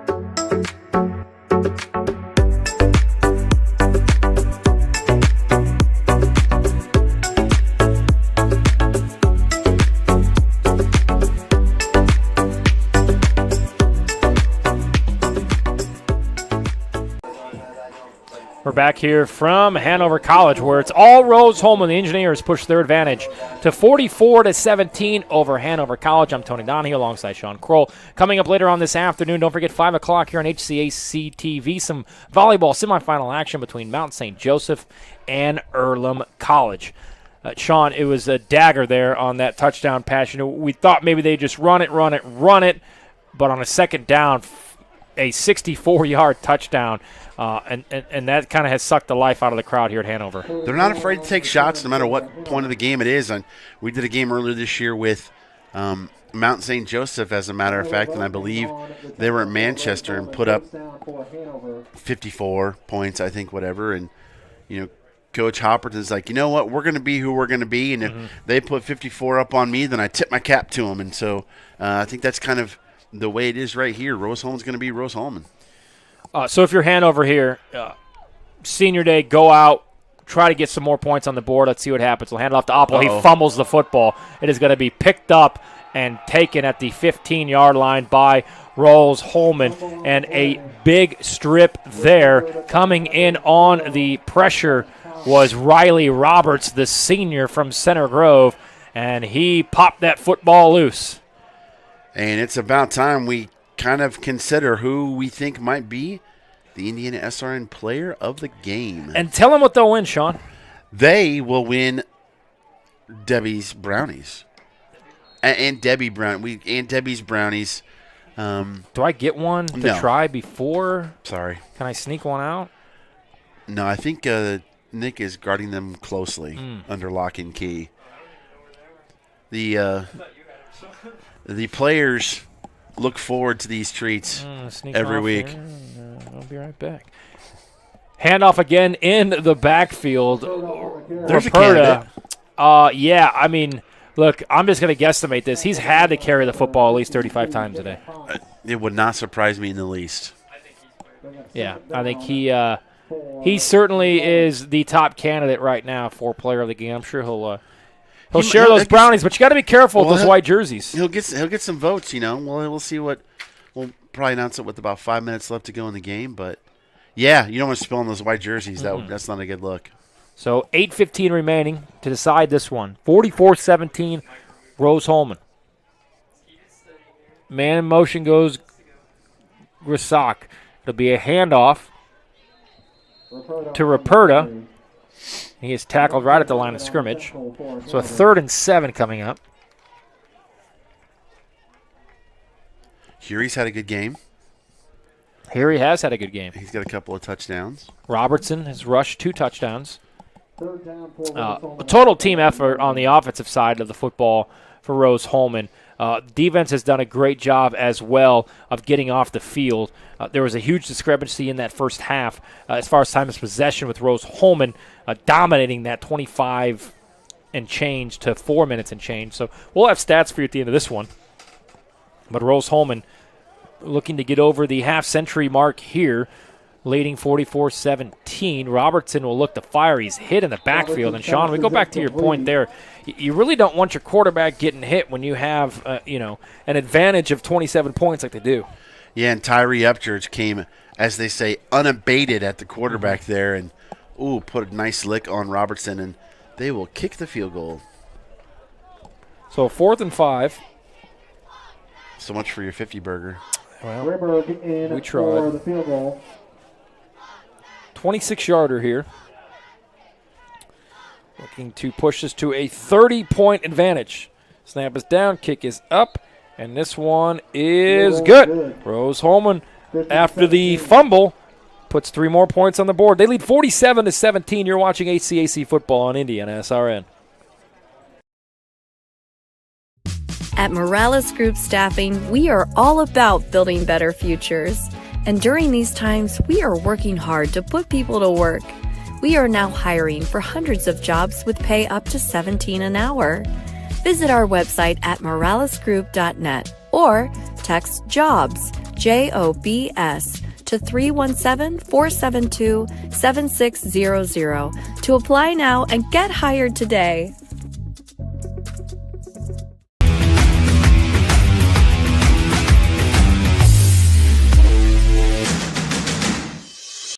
We encourage you to follow us on Twitter at IndianaSRN. Find upcoming games, video highlights, and much more. Follow us now at IndianaSRN. After the fumble, Rose-Hulman puts 3 more on the board. A 27-yard field goal makes it a 30-point advantage for Rose-Hulman. They've done all the scoring here in the second half. Tony Donahue alongside Sean Kroll, HCAC TV action, as Rose-Hulman pushes their advantage to 47-17 over Hanover here on senior night. Rose-Hulman well on their way to marking a 6-0 record in HCAC play with a chance to win the conference coming up a week from today. The ensuing kickoff fielded at the 2, taken to about the 30-yard line. We mentioned this before the break there, Sean. Some candidates for player of the game that I'm sure will share those delicious brownies that our good friend Deb made over the weekend. Yeah, we've got Ruperta is one. We've got Robertson is one, as well as Shuri. Those are our 3 candidates, but we'll announce it with about 3 minutes to go in the game. The world-famous IndianaSRN cookies/brownies, depending on the week. All the players. So here's a shotgun snap. It is handed off in the backfield and stopped immediately. So Rose-Hulman's defense comes out in the second half, Hanover College gets the ball. Defense shuts them down. Then that turnover, their defense has really set up their offense here in this second half and really controlled the tempo. Yes, they have, and that's important to note. The defense set up the offense. Here's a screen pass, and it is caught and immediately hit down. Peck with the catch, his fourth of the afternoon. It'll go for about 6 yards. Winston Amonkwa with a great tackle there. So third down, shotgun snap, dump off, backfield. Opal has it, tries to get back to the 35-yard line. He does. He'll get to the 36. So fourth and about 3 coming up here for Hanover. At this point, down 30, you got to go for it.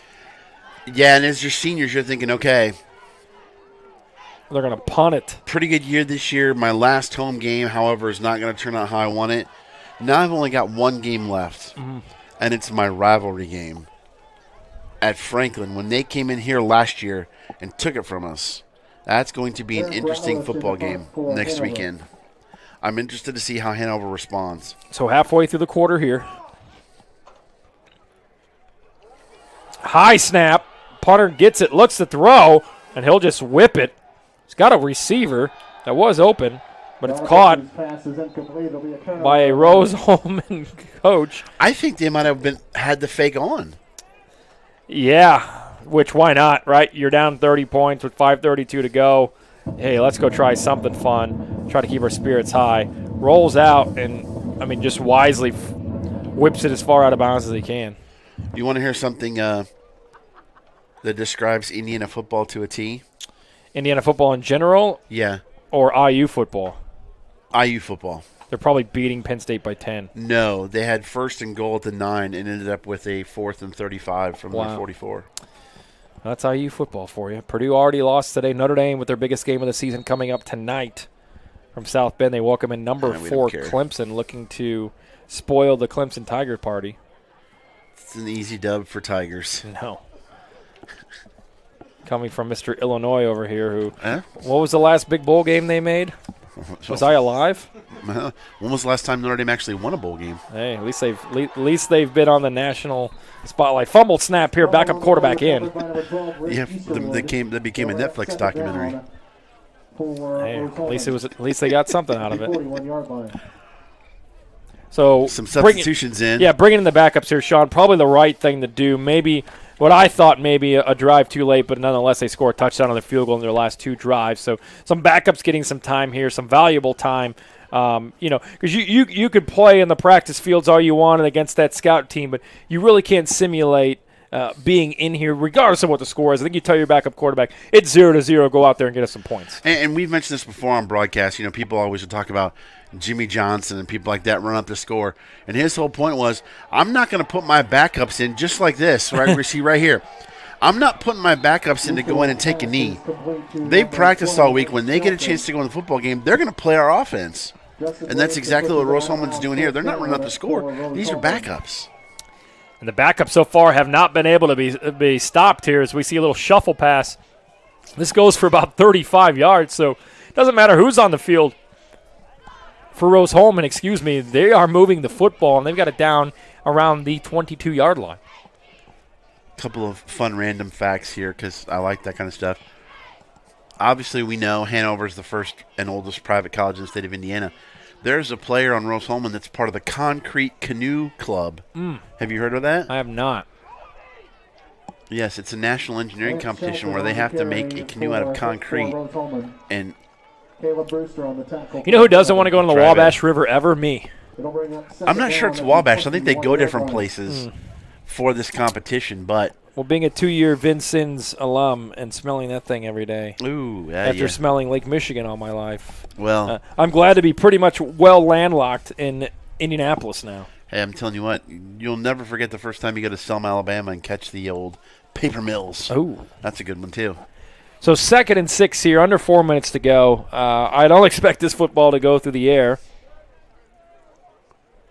Here is the shotgun snap to the right side. Pushes forward into the red zone to about the 19-yard line. Caleb Brewster on the tackle for Hanover. Brewster with the tackle. Man, they have got some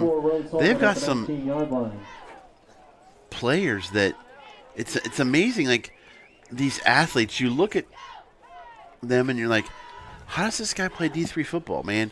All heart, because how tall is he? Yeah, you got Rick Easterwood, who is in the sophomore quarterback, and then Lance Shelton, the senior running back, at 5'4", 165, getting some run here. Three wide receiver set, man in motion. Handoff goes to Jacob Nana-Fabu from Georgia.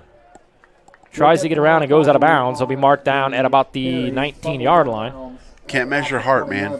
With 2:30 left, you better get those brownies and get yourself down there. Oh, yeah, we might want to announce who that. I'll let you go ahead and announce who the player of the game is. I'll take off. We'll announce it after the game. We'll give people some time here to go ahead and guess.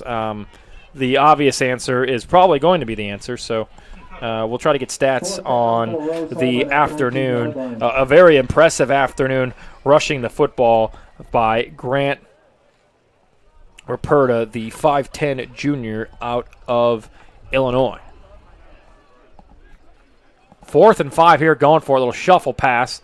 And the speedster breaks it to the 20, to the 10, and to the 5. So on 4th and 5, caught in the backfield, Lance Shelton wiggles his way out of it for a pickup of 15. Good enough for a first down. A first and goal coming up from the 6-yard line.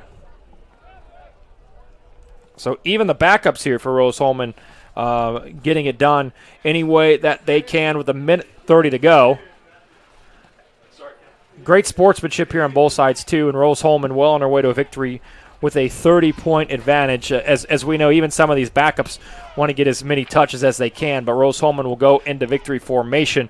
Hanover College just with 2 timeouts remaining. I don't believe that they will use them, as the victory formation is in full effect here for Rose-Hulman. They will take a knee. They won't have to snap it again until about 40 seconds left on, about 25 seconds left on the clock, and that will do it on senior day, as Hanover College will fall to Rose-Hulman 47-14 on HCAC.TV's Game of the Week on IndianaSRN. Again, we want to thank Jerry Collins and Keith Myers, who overlook and assist everything here at IndianaSRN. Nick Lewis doing a great job producing this contest. Joel Mears, we got him inside today, which is great. He's doing a great job on the camera. And Sean Kroll, as this one will come to an end with 30 seconds remaining. The squads will meet at the 50-yard line to shake hands, and that will do it from Hanover College with the final score, 47-17, Rose-Hulman with the victory. The Engineers go to 6-0 on the HCAC season with a big victory today on the road. They scored in the second half after leading by 7 at halftime, 23 unanswered points in the second half. So a great job on both sides of the football, but Rose-Hulman getting it done offensively and defensively, pitching a shutout in the second half. Again, they move to 6-0 on the season with 1 game remaining coming up next week. We will announce our player of the game and look back at this contest right after this. You're watching HCAC football, where Rose-Hulman picks a 47-17 victory over Hanover College.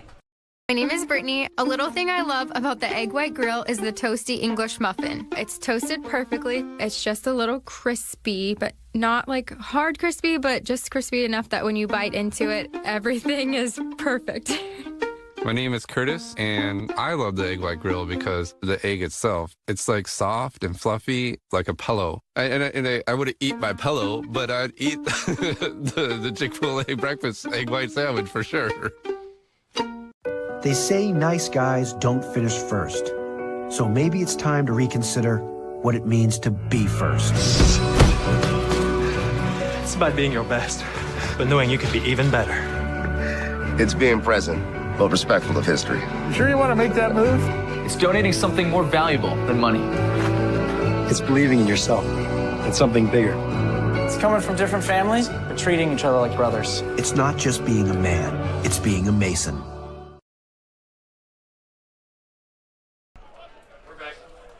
So a big second half, a shutout on the defensive side of the football for Rose-Hulman. They knock off Hanover College on senior day, 47-17. I'm Tony Donahue here on IndianaSRN HCAC.TV.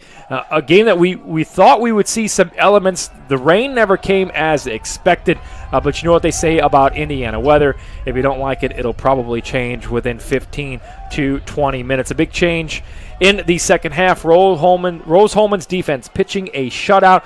It was 24-17 at recess, but a big stop on the opening possession for the defensive side of the football for the Engineers. Set themselves up. We will get to the player of the game here shortly as well. Rose-Hulman now 6-0 in HCAC play, with a chance next week to win the conference and move to 7-0 on the season.